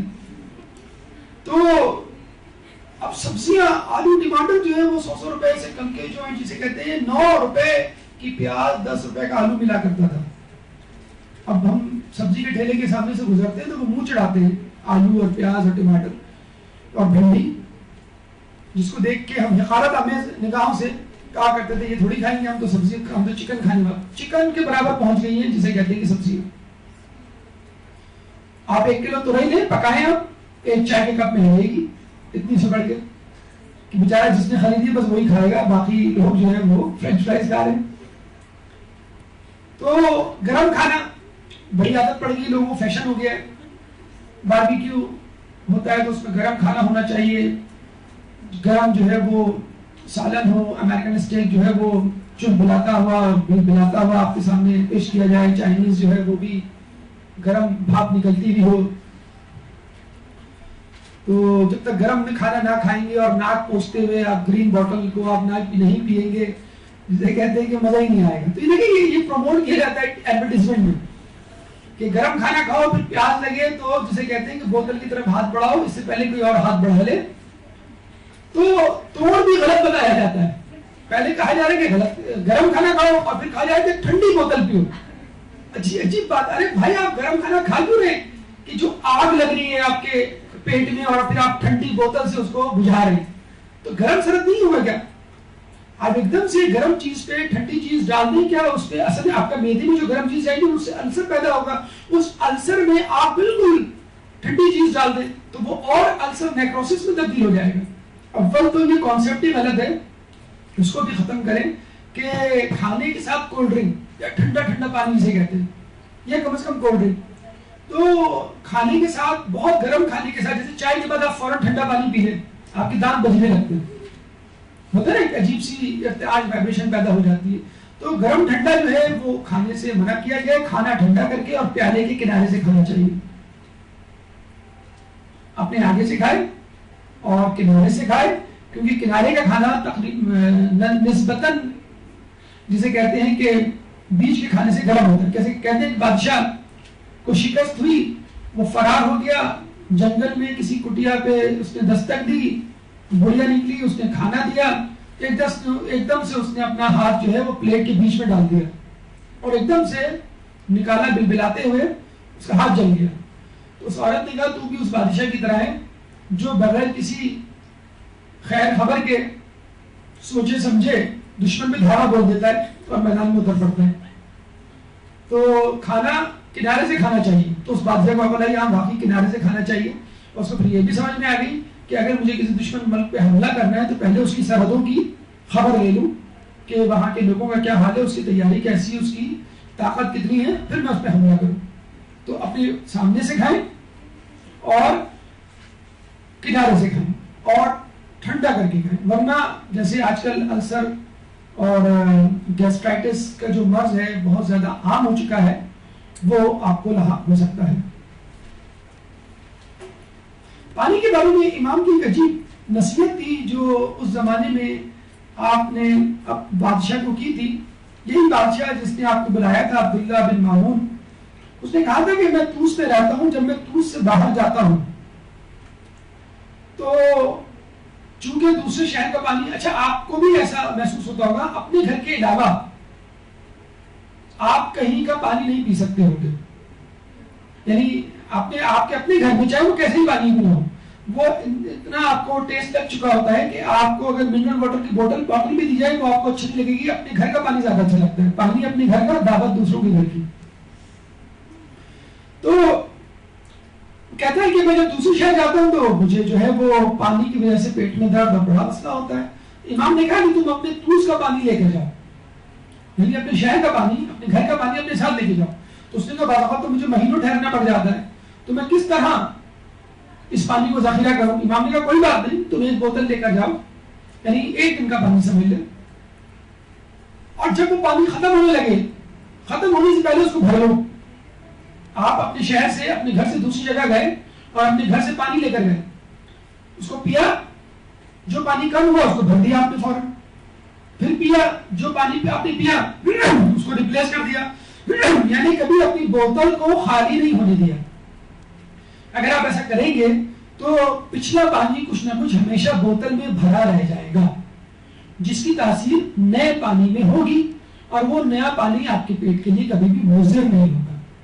اور یہ بنیاد ہے ہومیوپیتھک میڈیسن کی۔ اگر آپ میں سے کسی نے پڑھا ہو تو ہومیوپیتھک میڈیسن میں ڈائلیوشن میتھڈ کے ذریعے دواؤں کو بنایا جاتا ہے، اور اس کا اصول یہی ہے کہ دوا سے جو مایع الگ کیا جاتا ہے، ختم کرنے سے پہلے، ختم ہونے سے پہلے اس میں دوسری دوا یا دوسرا مایع ایڈ کر دیا جاتا ہے، اور پچھلی دوا یا پچھلا لیکوڈ جو ہے وہ مینٹین کر کے رکھا جاتا ہے ایک خاص مقدار میں۔ تو اس طرح جو پانی پرانا بچا رہے گا اس کی تاثیر آگے منتقل ہوتی رہے گی، ٹرانسفر ہوتی رہے گی، اور آپ کبھی بھی اپنے گھر کے، اپنے شہر کے پانی سے، اس کی ٹیسٹ سے، جسے کہتے ہیں کہ محروم نہیں ہوگی۔ اور یہی طریقہ کار سیموئل ہینیمان نے، جو کہ جرمنی کا ڈاکٹر تھا، اس نے کسی طرح سیکھ لی اور باقاعدہ ہومیوپیتھک علاج کی بنیاد رکھی۔ تو دیکھ لیجئے کہ امام کے کہے گئے اقوال کو، معصومین کی کہی گئی باتوں کو اغیار نے اپنا کر دنیا کی دولت حاصل کر لی۔ ہم مومنین حضرات اگر ان معصومین کی روایات کو اپنا کر دنیا کی دولت حاصل کریں گے تو یقیناً دنیا تو ملے گی، لیکن اس کے ساتھ ساتھ ہم کو آخرت بھی ملے گی۔ یہ تمام گفتگو طب رضا اور جدید میڈیکل سائنس کے حوالے سے اپنے ختام کو پہنچی۔ اگر اس گفتگو سے متعلق کوئی سوال آپ کے ذہن میں ہو تو کر سکتے ہیں۔ قبل السوالات بھرپور سوالات۔